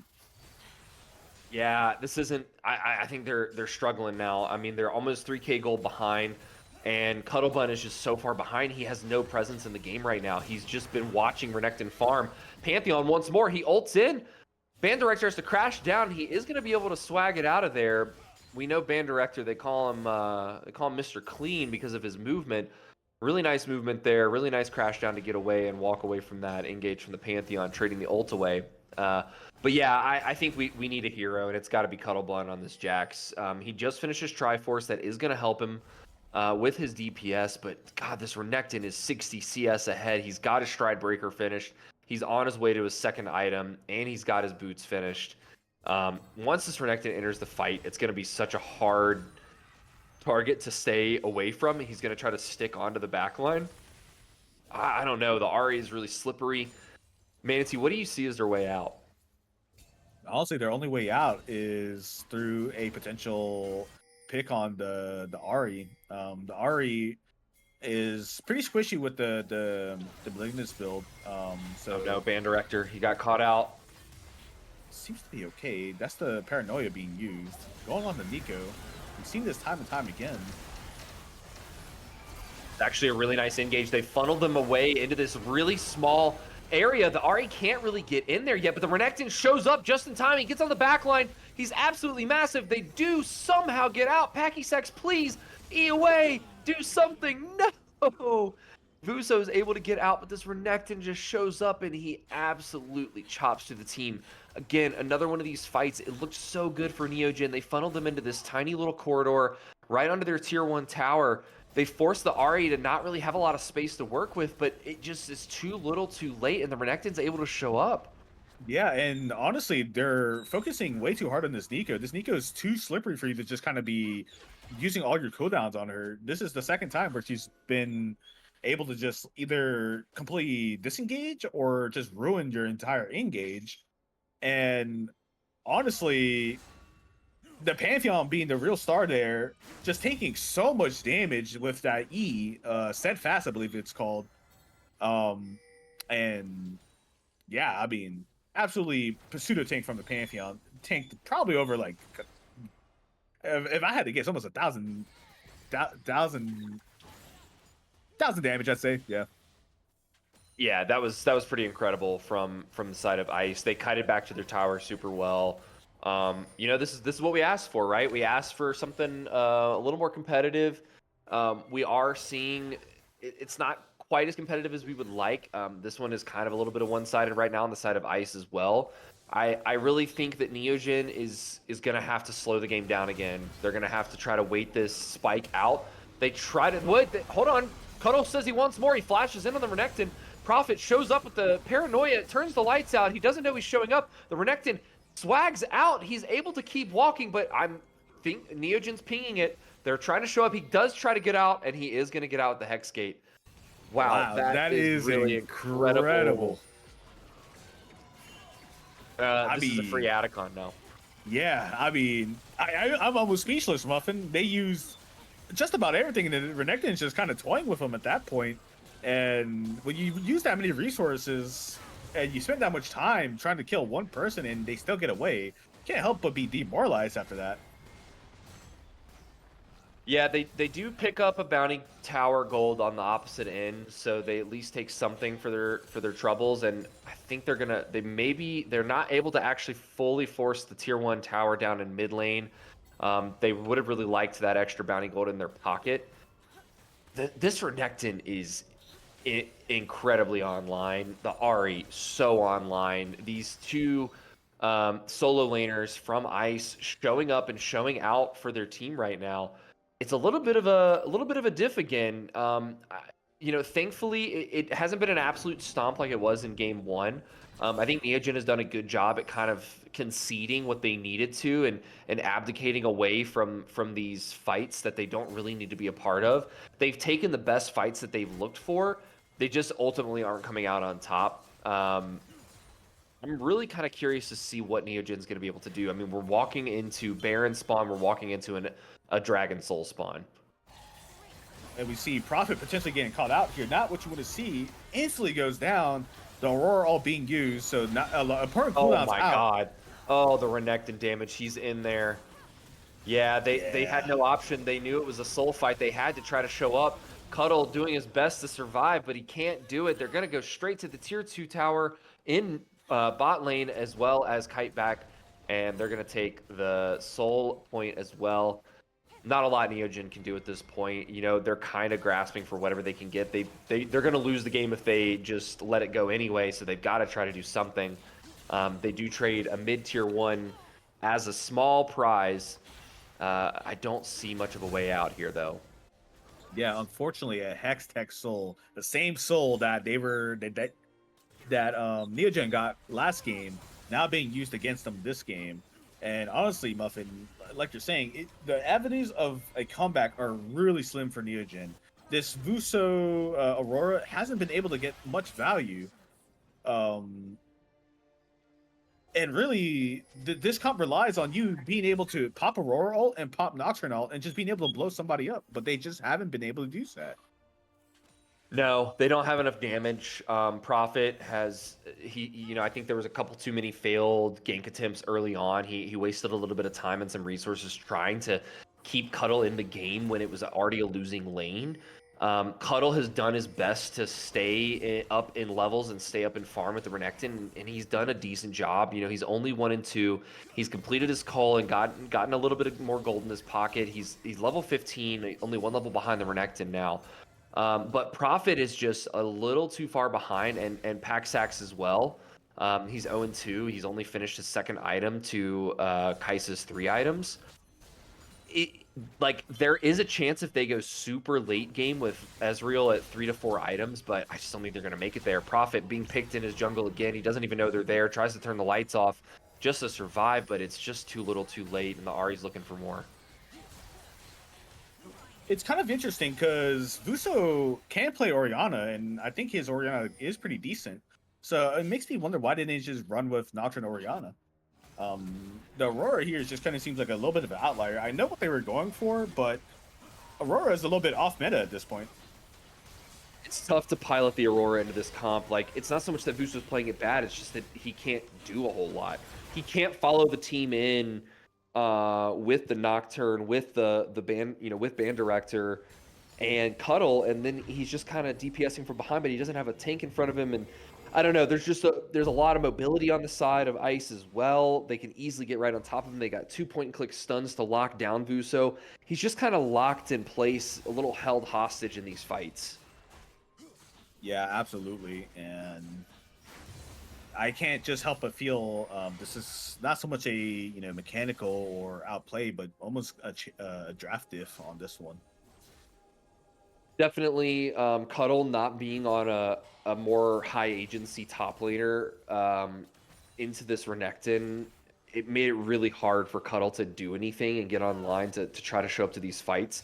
We saw how important it was for Cuddle to show up to the fights on the Mordekaiser and how well he won the lane on this super strong lane bully champion. Jax is not super strong early unless you go the lethal tempo route and build that damage. But he's not going to beat the Renekton early, and then when he didn't beat him, he just got choked and frozen out of lane, and Prophet couldn't do anything to help him out. It was a little bit of a draft diff, and then also I think Ice just played super well this game. Ice really came alive here and have shown their strength on some different champions and a little bit of a different type of gameplay, and they are just absolutely owning the map. Yeah, absolutely, and just a different, showing from Ice this time around. Their last game, they were kind of limping, kind of being reactive, not being proactive. But this time, aside from the mid jungle duo, I wasn't too impressed this game. But we see a second pick onto the Ahri. Wow, that is a great pickup from the side of Neogen.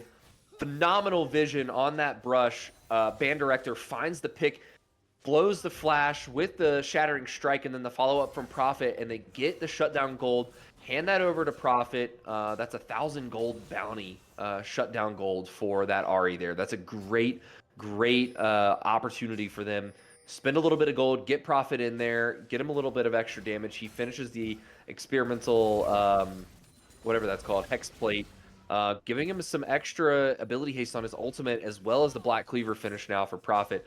He's going to be a pretty big threat now into the back line. Yeah, and that's exactly kind of the only avenue you have is that this Ari has just built full damage. There is no Zanya's. Not that it would have helped during that pick, but that's really the only target you can realistically blow up in a pretty good fashion. Definitely. Well, while we wait for this, it looks like they're kind of pinging around Dragon. They're looking for some vision. I'm going to head over to the chat. We've got quite a bit of chat that's come in the last few minutes. G Neo, first message, welcome. Marry me, Vuso, is their first chat message. I love that. Thank you for the Vuso hype. Remy saying that G Neo is a fucking icon. I'm not entirely sure who this G Neo person is, but they did follow up with. That's their coach. Oh, that's the coach. Okay, welcome, coach. Said hot muffins with the smexy voice. I appreciate that shout out, G Neo. And then we got Poppy in here saying, "Come on, Neo, down but not out." Poppy, thanks for showing up for the boys. They're certainly still playing with some spirit, some fire. They're trying to find what they can. Band Director does get caught. Prophet turns the lights out and runs away. Vuzo with an incredible ult to stop their push. This is a really good fight for them, but then Nico finds the ultimate with a sliver of health. Cuddle tries to show up, but there's nothing to be done. Vuzo being chopped down by the Kaisa. Cuddle is in the backline, but I think it's just going to be too little too late for Cuddle to show up to this fight, and they do find the pick. Such a close fight for Neogen there. They almost played that about as best they could. Vinico lived with a sliver of health and is able to find the Pop Blossom on a couple of them to turn the tide of the fight. And then the Renekton TPs and the Pantheon TPs at the top lane, and they're going to look to just end the game here. That is just too much of a wall of diff. And unfortunately, Muffin, I'm sure you see it. The magical number 7. There it is. Prophet. We talked about how I thought Prophet needed to be the MVP this game. And it shows this game. When Prophet got behind, the entire game dismantled.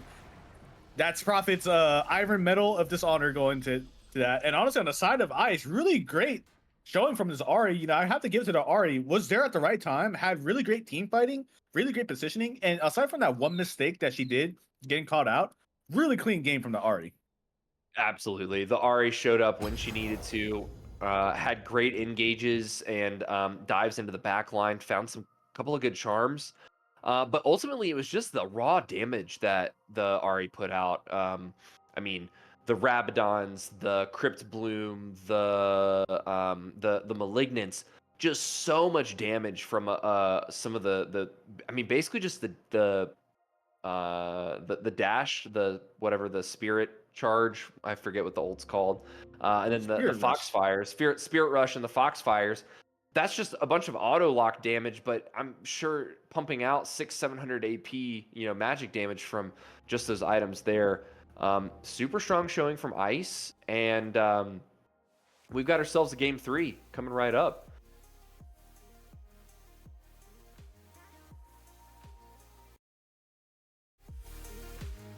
We will take another short break. Don't go anywhere. We'll be right back in just a couple of minutes to get underway for Game 3.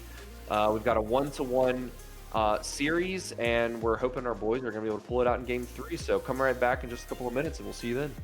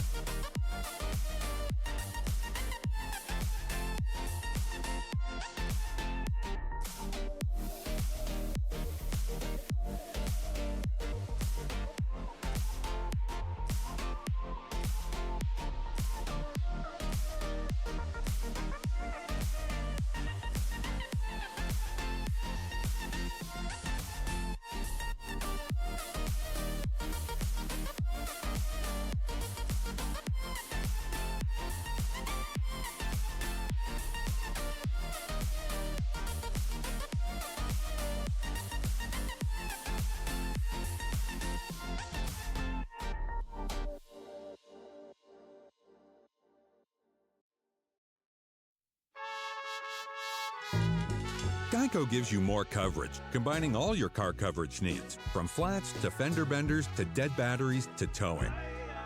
It's a total car coverage combination, kind of like a combination of Ranchera, 8-bit video game music, and a high school choir on helium.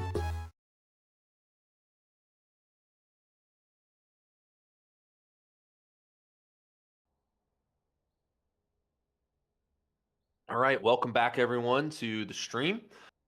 We are getting underway here for our third game of this Titan Esports series. So far, quick little summary. Game one went over to the side of Neogen. Phenomenal performance from them. Cuddle carried on the Mordekaiser. Second game, Neogen struggled a little bit to kind of find their footing. Profit on the Nocturne, not really able to get a lot going, and ultimately they do fall to the side of Ice, who had a strong showing on what maybe seemed to be a little bit of a more comfortable comp for them. The Ari really showing up for them, kind of unlike game one with the Azir. And we're getting underway now with game one with some bans. Looks like some pretty standard bans coming from both sides here. Yeah, and we also see the insta-lock the Fury. So This is either they're really confident or they really just want to play this champion. That's really interesting. I mean, I know they banned the Fury in game one, in the first round, like in the first phase of bans. Um, but it looks like they're maybe trying to take the Nefiri now from the side of Ice. Yeah, I also want to just note something that Urgot is available. So definitely interesting to see what they pick up for the side of Ice and Neogen. If they do not pick up Urgot in this first three selection, I think it may be a little bit of a blunder. Because it's definitely going to get banned out in the phase two. And they also banned Caitlyn this time around. So they've now banned out their bot lane pretty much entirely. I know Packy's played the Misfortune before and had good success on it. I can't recall if this is one of his like main AD carry champions. I know kind of Caitlyn, Ezreal, Varus are sort of some of his top three that I've seen him play so far. And also the Lulu in the bot lane. Kind of like this for Band Director, a really nice, easy to pilot support with a lot of value. Yeah, I mean, on the side of bot lane, I'm kind of worried with the Lucian Nami matchup into Misfortune Lulu. It's been my experience with solo queue, so it could be completely different in a little bit of amateur/pro play. That Lucian just kind of demolishes like everybody in lane, so maybe a little bit different this time around. As we see Ice picking up the Jarvan. So I'm guessing that in this second phase of banning, that Urgot's going to go away. Yep, there it is. Ice has picked some incredibly strong champions in this first round. Lucian Nami, the best support duo for Lucian. Speed up on cast for the Nami, plus the Lucian dash, and the buffed auto attack slows from the Nami just makes it so easy for the Lucian to trade effectively in lane early on. And then following that up with the Jarvan pickup, J4 being probably the best jungler right now. Fighter junglers are super strong, and J4 is just so good in a 1v1 scrap. He's got the shield, he's got the armor shred, he's got the flag drag to make plays with. He builds Sundered Sky first, so he has great sustain. I mean, a really strong objective taking champion. And I don't know. I'm feeling like Ice has got a little bit of a leg up right now. I think Neogen's going to have to round out this draft with some really solid ability to protect the Misfortune from the engage. And I think the Lulu is a good start, but they're going to have something to kind of stand in the way, I think. Yeah, interesting pick with the Gragas. I wonder if that's just going to be a top lane Gragas. We do see the Orianna and Victor being banned out. So really, it begs the question, like, what is there really to play from Neogen? I hope they don't go with the Cassiopeia, because Cassiopeia is going to be pretty bait into a Jarvan comp. I'm 100% sure, or I'd say 99% sure that Jarvan can still EQ through Cassiopeia's W. So definitely bait right there. Um, and Cassiopeia, I think, would struggle against Gragas, Lucian Nami as well. So hopefully we don't see Cassiopeia being picked here. If I'm on the side of Neogen, really, there's not a lot of good options that round out your comp. You kind of band away your own options with Victor and Oriana. We're digging in deep here. We've got way hovered right now. Potentially a good one, but once again, I don't know. Like Jarvan just kind of runs this comp. If Jarvan's on top of the way, misfortune, what can these carries really do? What can you do to protect them? The Gnar ulti potentially might be able to save them. But ultimately, not a lot of peel coming out from Neogen. No, there's not. Oh man, is that an Akali pickup? Holy. Yeah, this is pretty strong drafting from Ice. They have a lot of good tools to get to the misfortune. I think the name of the game is going to be for Sax has got to find the ult angle. He's got to find a position to get himself in that he can really layer that misfortune ult with the Gnar ult in a way that allows him to safely channel. Because if the J4 and the Gragas just go into the back line and get on top of Pack, I mean, yeah, the Lulu can maybe keep him alive, but he's not going to be able to stand his ground and ult very easily. The Nefiri, though, could be a good secondary source of damage. If Prophet is able to get ahead on this Nefiri, he could go in and probably assassinate the Lucian, no questions asked. Nefiri damage is kind of crazy right now. Could be a good way out for them. And Hui does scale pretty hard into the late game and offers a lot of utility and control. I think Neogen has some options to get out of this one, but I'm looking a little bit more favor towards Ice here. Yeah, I like Ice's comp just a little bit more, just because of how much damage they provide. Neogen's comp definitely can do a butt ton of damage, but it requires some sort of like almost fantasy to happen, right? Just the Omega Gnar ult into a misfortune ult into Hawaii WE, or WQ, I should say. What is it? QW. You get what I'm saying. Oh God, I don't even know. Hui's got 28 abilities. It's hard to keep track of. Right. Either way, it requires a really good scenario for Neogen's team comp to even like work at all. And I'm wondering if they're going to be able to find it this game. The Gragas ult is a huge disruptor for Misfortune. I don't know if they really consider that at all. Yeah. All the fat man has to do is get in range for that barrel toss, and he can stop the channel pretty easily.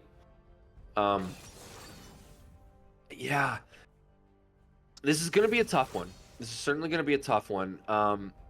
I think Ice is just elected for some pretty easy to pilot comp, champions. J4 pretty easy to do the engage, not really something you can miss. Gragas body slam, super easy big hitbox. CC the barrel pretty easy to land, at least to disrupt the misfortune. Whereas on the side of Neogen, Nefiri and Misfortune and Gnar, like you were saying, like you kind of need a miracle of God to line all these things up and time it right, while simultaneously protecting your Misfortune. That's gonna be tough. Yeah. But one thing I also want to highlight that Neogen does have going from is this Akali. They have a lot of tools to kind of neuter this Akali and just not have the Akali be able to play the game. Lulu into Akali is pretty good. Polymorph, and you get to reveal her in her shroud with Lulu's E.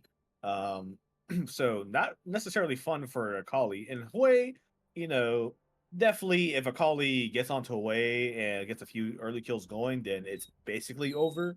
But Hui can absolutely like play the lane pretty well, and it's not unplayable for the Hui. But we're gonna have to see how Russo handles this matchup. kind of on the side of Neogen, Vuso, I wouldn't say struggling, but he hasn't really been able to put up a performance or really give what his team necessarily needs. Right. Game one, he struggled a little bit on the Talia. He did eventually kind of show up as a good control mage late game, but early was really struggling into the Azir. And then game two, he picks the Aurora. He does perfectly fine into the Ahri, but the Ahri is just able to have more agency to TP and show up and scrap in these mid game fights and pick up, a double kill here, a single kill there, and scale a little bit faster than he was able to on the Aurora, and ultimately the Aurora just wasn't able to do enough. And now on this way, it's also kind of putting him again in this a little bit of like a control mage, long range kind of artillery mage that wants to have these long extended poke fights. I just don't really think that that's what Ice is looking for, right? They've got a lot of upfront damage. I think it will be, it I think it could go well for the side of Neogen, but they have to play this super, super well. Yeah, the bot lane matchup is going to potentially be pretty rough for Packy and Ban, which also, we haven't highlighted or talked about all too much, but they've also kind of been having a rough series for them as well. In the Corki game, um, getting solo killed and eventually just kind of being not necessarily down the whole series, but once again relying on that cuddle carry for game one, and then game two, the Ezreal and the Rel just not able to get anything out of their lane and not really able to do what they want to do. So it'll be interesting to see if the carries of Neogen can really step up to the plate this time around.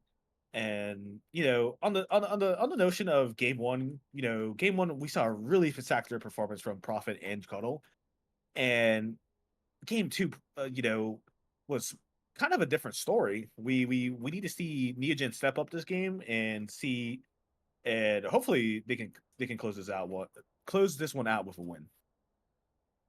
I do want to just go over to the chat for a minute. We've got Chuggin McGuggin hopping back in the chat saying, "Let's go Neogen." Thank you for showing up for the boys. Then Wurgles was saying Cuddle Irelia question mark. Unfortunately, we did not see the Cuddle Irelia coming out tonight. He is going to go on to a little bit more of a safer pick on the Gnar. Maybe the next time, though. I would really like to see his Irelia I'm come still out waiting for again. the Yasuo pick from anyone. The actually. Yasuo pick. And then G Neo hopping back in there saying, I'm going to put Remy in there playing a Moo support. Remy saying, honestly, put me in, coach. We could be seeing a sub mid game for Prophet if he does if he speed runs the Ivern Medal of Failure again. We might be seeing a mid game substitute for Remy onto the Amumu. And nobody would be none the wiser. All right, as we load into game 3 of this best of 3 series, I think draft advantage, I really want to hand it to Ice, just because, Ice Comp is just so much more exciting. Neogen opted for more of the, snoozer, like Vuso, Hui, just poke him from long range and have this miracle team fight. Meanwhile, we get a lot of action coming from Ice Comp. You get the Jarvan going in, you get the Akali going in, you get Lucian going in. I better see some fireworks this game. We're seeing Ice do the same thing here. They're all walking as 5 into the bot lane, trying to come in here and grab this vision real quick. They just dropped this early ward in the blue side brush, and they actually aren't going to spot any of this. Looks like they get away with the same bush ward again. I'm not really sure what value provides them, but hey, I mean, if it gets them anything, we're not seeing it. All right, Neogen, let's go, boys. Let's break the ice, as Poppy says in chat. Let's break the ice down. We've got game 3 in this game 1 or series 1 of Titan Esports underway. I'm really excited, Manatee. I'm hoping for a good matchup here. Some really high octane action. Just as a reminder, we do have some socials down in the stream: YouTube, Twitch, TikTok, Discord. Come check us out on any of these socials. Get in there, interact with the team, interact with the boys. We'd be happy to have you join us. And thanks for following along this far and tuning into the stream. We got a really exciting game going on this time around. You know, the explosive comp of Ice versus the more thought out methodical Neogen comp. A lot of early aggression here from Neogen, trying to beat them to the level 2, and they drop the exhaust onto Lucian, so he isn't able to fully follow up on that engage. But you see just how powerful that level 2 engage is. Just the relentless pursuit plus the light breaker or light I forget what it's called, light slinger passive, is so much damage with the Nami enhancement. Crazy burst damage plus the press the attack proc. It's a lot of damage coming out from the Lucian. Cuddle going in at level 3. Great damage from him onto the Gragas. Yeah, I guess Gragas not really respecting much of the Mega Gnar there, but as you were saying, Muffin, the Lucian really does a lot of damage. I think almost like obscene amounts of damage early on and even later in the game. That Light Slinger passive does really does a lot of damage, especially with press to attack. You know, you're really putting on the hurt. It's just so easy to proc it, right? You just dash in, auto twice, and press your Q, and then you can just leave, and you've done 300 damage in a matter of seconds, and there's no counterplay to it. I mean, there's just not a lot you can do, and you know, they banned away.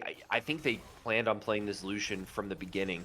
They locked it in as their first pick, and they also banned the Caitlyn out this game, knowing that their only option to stop the Lucian engage was to use the Caitlyn. But look, Prophet's here, the doggy is here, the pack is here. They're gonna show up. Pack-Sax flashes out, but Prophet's there, fully full mana, full health. The Lucian flashes in to get the first blood, but Prophet's gonna trade it back.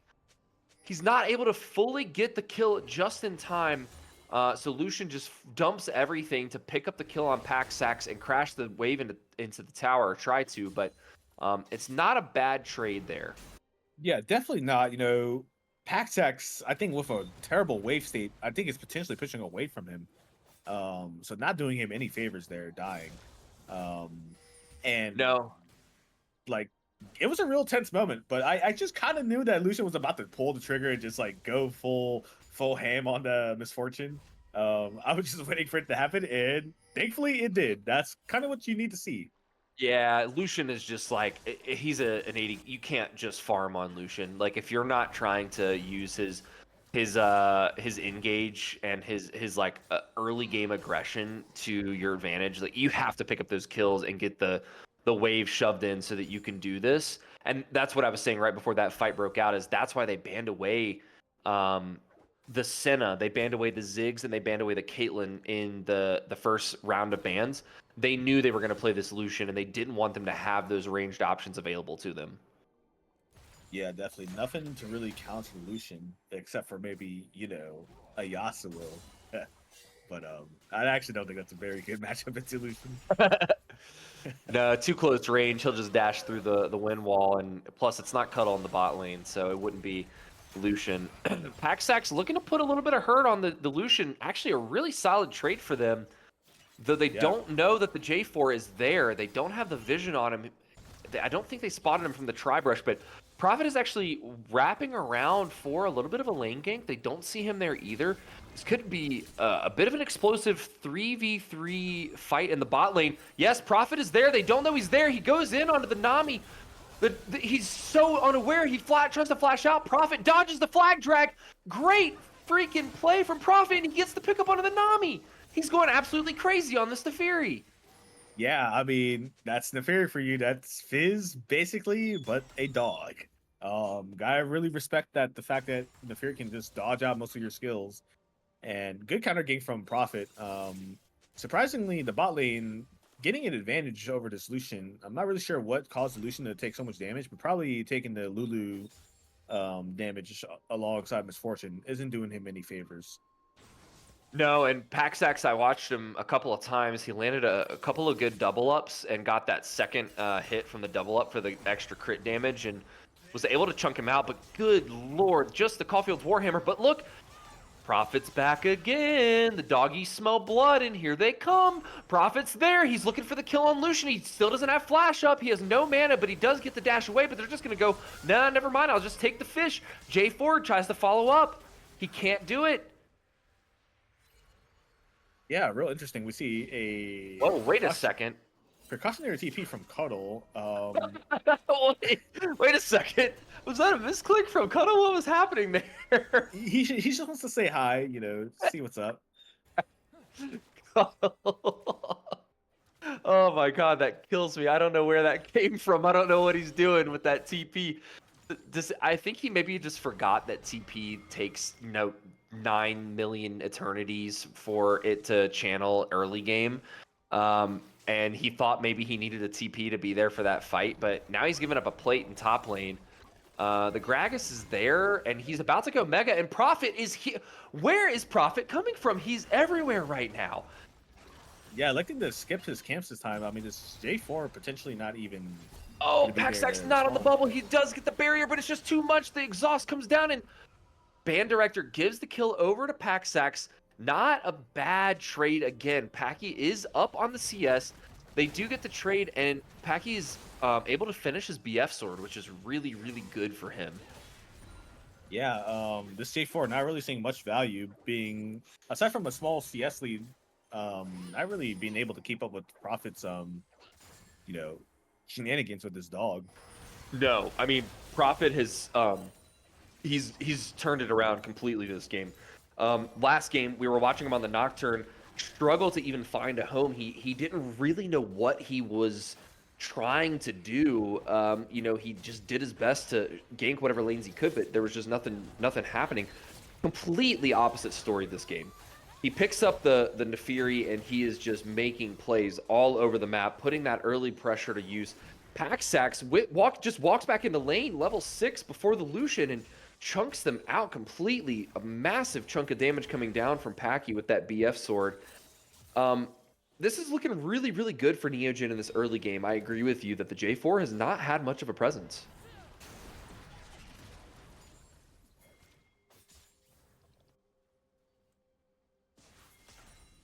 J4 looking for a gank in mid. He's pinging for it.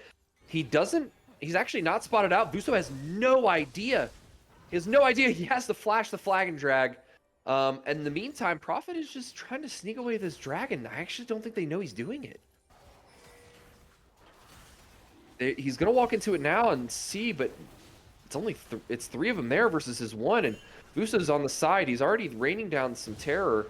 And that's going to be the first dragon secured for the side of Neogen. Great job, boys.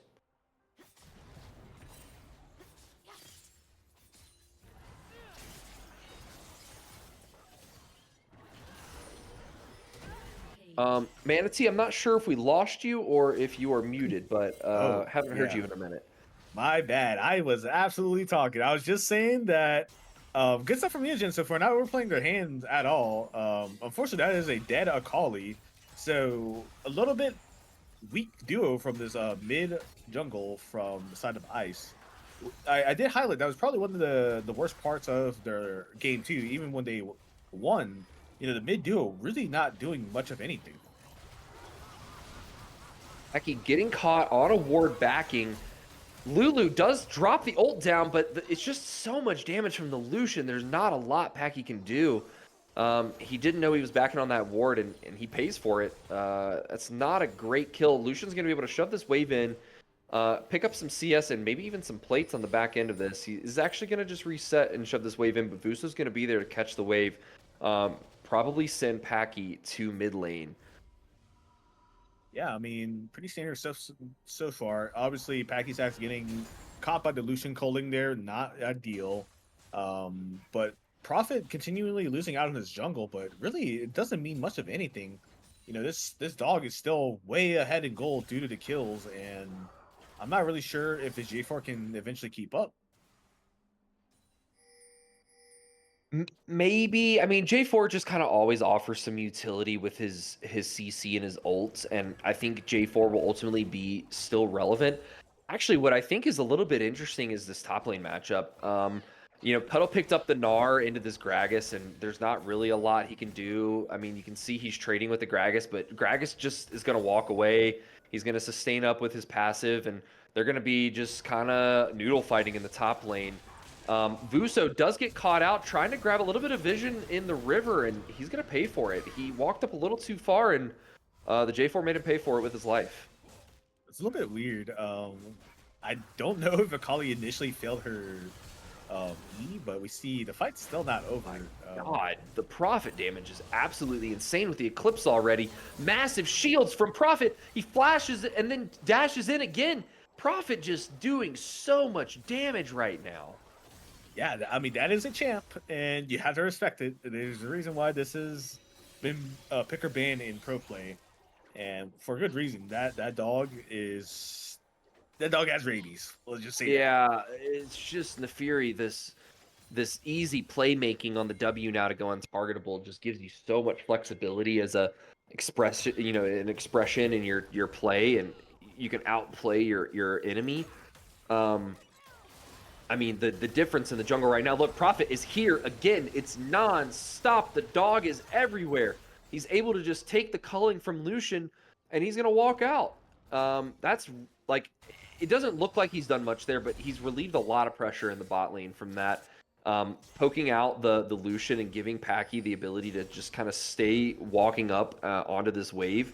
Really, really good work there from Prophet. He was going to back anyway, probably, and cash some of that gold after he clears some camps out. Yeah, as we see Prophet now recalling potentially a counter game coming out from the J4. Might have to see what becomes of that. Yeah, they're pinging around in the jungle, trying to grab some vision, it looks like. I believe the next dragon is coming up here shortly. Yeah, there's really not a lot going on in bot lane, in top lane. I'm pretty sure this is exactly, like, I'm having deja vu. This is the exact same fight they were having before.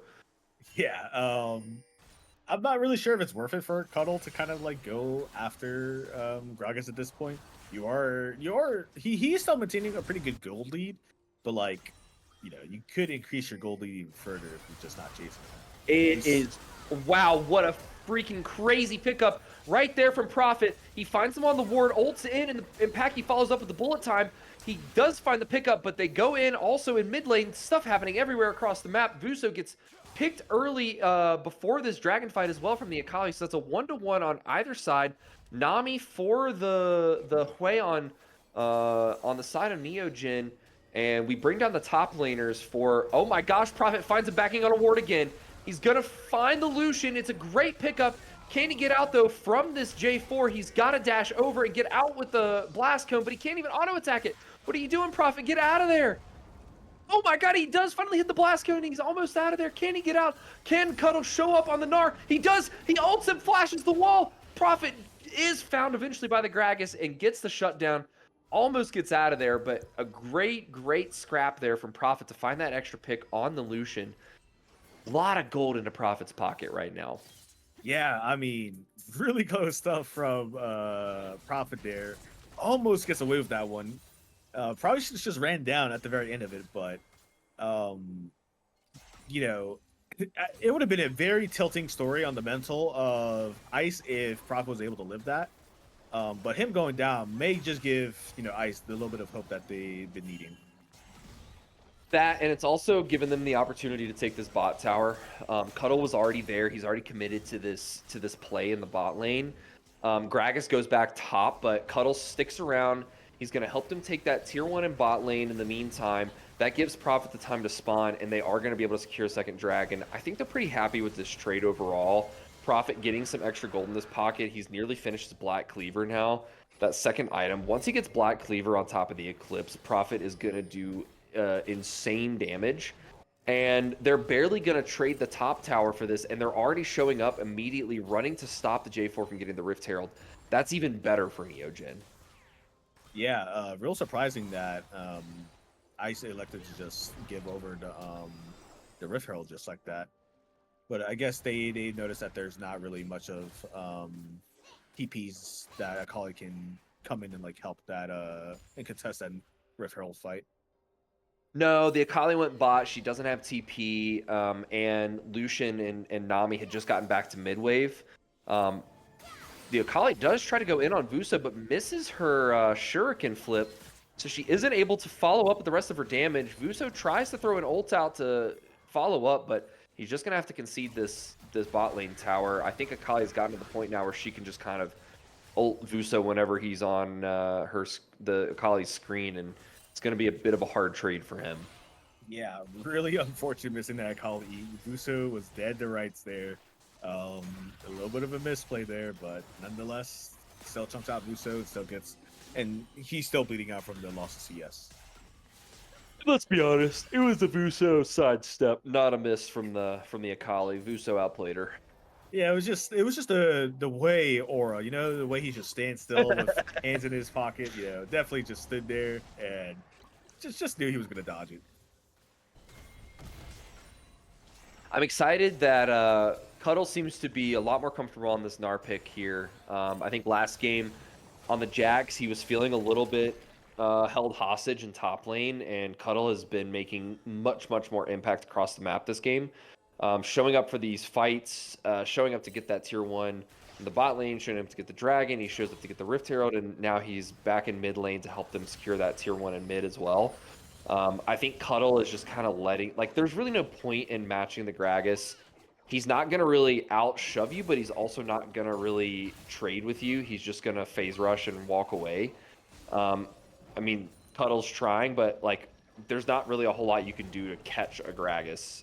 He's just going to body slam away, barrel you, keg you away, like, whatever he wants to do. And so I think Cuddle is just trying to make better use of that time. Yeah, definitely not worth your time chasing the Gragas. He's there to just annoy you and be the smelly fat man that he is and just run away. But we see Prophet kind of hovering over Hui here. See if anything comes out of it. They did elect to recall, so nothing's going to come out of it. Yeah, pretty standard early game. Explosive, good start from Neogen. Just hovering about almost like a 1.5k gold lead. Definitely can extend that further if they play out these fights. Most of that gold lead is on Prophet, so they do have to be careful to play their fights correctly with Prophet. But honestly, with the Neferi, the execution is pretty simple. Yeah, and Pack is not really all that far behind. He's not ahead by any means, but he's gone about even with the Lucian. Leaving lane, he's just 1 kill behind, and he's got a few assists on him. And he's got the Bloodthirster finished, and he's on his way to. I'm not actually sure what second item he's building there with pickaxe. I thought it might be IE next, but I'm not sure if that's what he's going with the moat on there as well. However, Packy, his ult still does a decent chunk of damage. It's actually Vuso is the one that I don't think is going to be doing a whole lot with just the Blackfire Torch in these fights. But I think they have enough damage. Yeah, they definitely have plenty of damage, especially since the side of Ice is not looking so tanky as of right now. Nobody on the side of Ice is like spectacularly tanky. Gragas, I just want to note that he does have Seraph's Rod of Ages, so he is kind of actually a bit of a tanky threat there.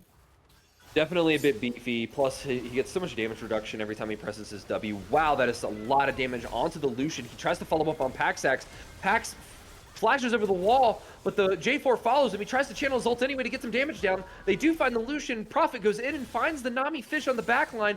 Cuddle TP's in behind, tries to stop the J4 from getting out, and they do successfully do that. Vuso comes in from the bot lane. They are all over the bot side of the map. Prophet hopping in and out with his dogs. And that is going to be a 1-kill pickup for Ice and a 3-kill pickup for Neogen. Really good fight right here before this dragon. They'll be able to follow up and pick up their 3rd dragon, putting them on Soul Point. Manatee, that was beautiful. I think out of that fight there, Prophet showing how much of a control of this game he has right now on Neferi. What do you say? Yeah, no, definitely. I mean, this dog is hard to deal with, and honestly, on the side of Ice, they don't have a lot of tools to deal with. But I also want to credit like Neogen just on how fast they were able to back up Packy Sacks. You know, he was back in the ward again, potentially looking like a bad situation.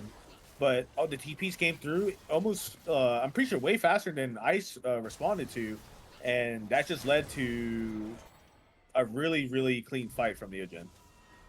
Absolutely. Absolutely clean fight. They pick up the dragon. They're going to reset and spend their gold. Looking like a really, really solid position in game state for Neogen to play from.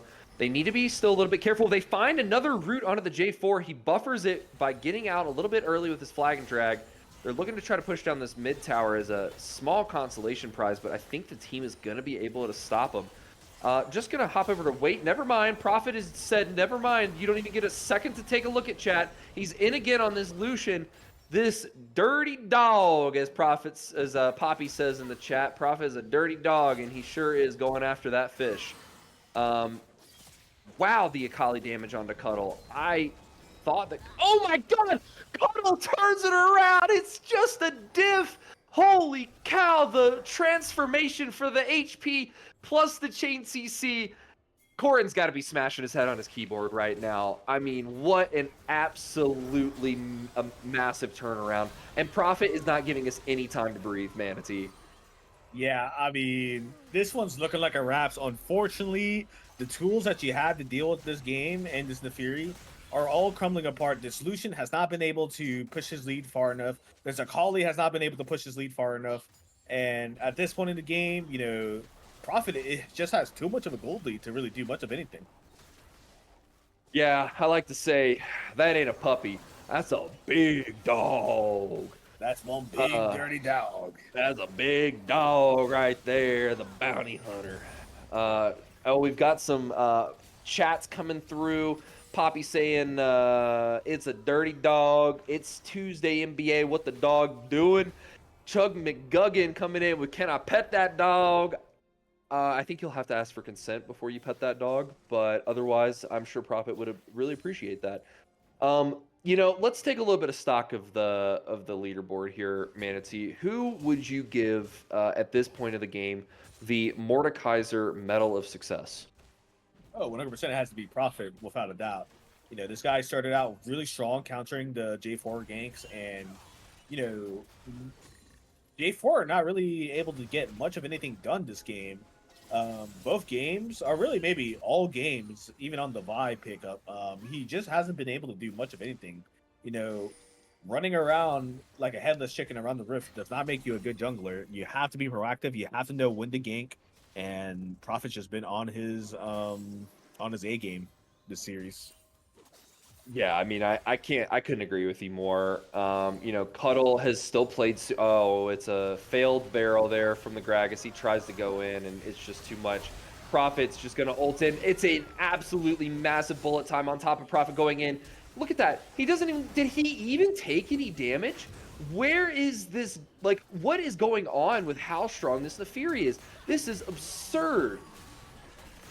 Somebody check the PayPal of J4 there, because absolutely trolled his team by ulting into the Fury. Yeah, trapping everyone in the Misfortune ult. So definitely got a nice paycheck from Neogen. If not, you just see the check in the mail. Oh no, not the payout. Yeah, I mean, not that Neogen needed any sort of help with Prophet being an absolute beast on this Nefiri. You know, this is looking like a wrap, Muffin. I mean, there's not really much angle for Ice to come out. It's just really bad performance from the enemy jungler on the side of Ice, and Soul is coming up in both games. Like, I think... Whoa, we see a flash bubble not connecting on anything. Damn, unfortunate for the Nami there. I really wanted Ice to get a little bit of a win here, you know, something to get a little confidence back. I do have to point out, Manatee, we are in a neck-and-neck race from the bot lane of Ice here for who is going to get that medal of failure, the Iron Medal of Failure, and it is going to be ding ding ding ding ding. It's going to be the Lucian. He gets the 7 deaths first, followed quickly by his partner Nami.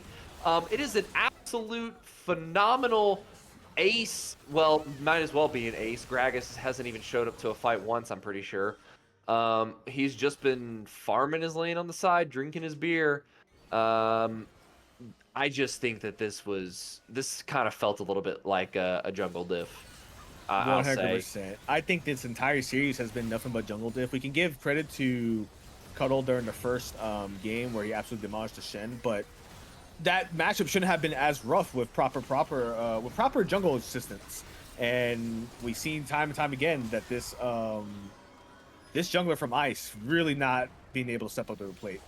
Really great stuff Nope. from Neogen. 12-1 on the Fury. I think it's really obvious Muffin. Prophet definitely gets MVP of that game, but I also think he gets MVP of the entire series. Really great stuff from Neogen. Yeah, I have to agree with you. Not only did he show up in that last game to carry, but even when he was even in game one, right? You know, we talked about how strong Cuddle's performance was on the Mordekaiser, and I totally agree with you. But Prophet was just as big on the Jin Zhao, and was what he was able to show up to those fights and bring the Mordekaiser in there with them. And he really kind of controlled the pace of that game one. Unfortunately, game two, he did have a little bit of a tough performance on the Nocturne, but I think he did the best that he could with the comp that they had, and then obviously that last game. I mean, the big dog Neferi coming out from Prophet. It's a crazy performance. I don't have a lot else to say other than that. I mean, Prophet just showed up. You know, I think unfortunately Packy had a little bit of a rough night overall. Um, I do think that Cuddle and Prophet were kind of the two MVPs there, and Packy and Vuso certainly held their own, but not enough to really control any of these games the way that Prophet and Cuddle did. So glad to see that the boys took the win. Absolutely incredible series one from Neogen. Manatee, do you have anything else for him? No, I think overall, I think I agree with everything that you said. A little bit of a weaker showing from Vuso and Packy Stacks. Usually it's Packy Stacks on his champions just absolutely demolishing the bot lane. But even despite the rougher games that Packy Stacks and his bot lane have had, still pulling out even, still able to maintain CS, and really at the end of the day, Profit just we could talk about how much of a hard carry game one was for Cuddle, but throughout the entire series, Prophet has been proactive, has been, trying to invading enemy junglers, has been trying any sort of way to kind of claw his way back in, even in game two. Was the one that engaged, followed up on the Ari, got that $1,000 Mm-hmm. shutdown. Yeah. So despite a rougher showing in game two, his spirit never wavered. He definitely was in it to win it, and definitely 100%. Um, he deserved the MVP of the series. Yeah, for sure. For sure, I agree with that. I think his jungle presence was super strong, and you know, I think you're right that kind of, to be honest, what happened in game two is the Ari just got so far ahead. It wasn't so much that the Pantheon did a whole lot, as much as it was that the Ari showed up to those fights and was able to clean things up, and just kind of outplayed from there. But I definitely agree that Prophet certainly gets the MVP for this first series. Also, thanks to Ice. If anybody from Ice is in the chat for whatever reason, thanks for the great games. Really super strong showing from them. And we're looking forward to an incredible Titan season. I can't remember how many weeks there are of this season. I need to double check on that. But we're going to be streaming every game of this. Games will be every Tuesday at 8 p.m. Eastern Time, right here on the Neogen Esports Twitch channel. And of course, if you miss the game, you can always watch the VODs on YouTube. And I do believe we are trying to start pulling some clips from some of these games, editing them down and putting them on TikTok. So keep an eye out for that as well. But otherwise, that's all I've got for everyone here. Manatee, would you like to send them off? Yeah, of course. It was a great game. We'll catch you guys here next week because they stream on Thursday. But um, but yeah, great stuff overall. Make sure to catch us on Discord, all the social medias like Buffin said. And yeah, have a good one, guys.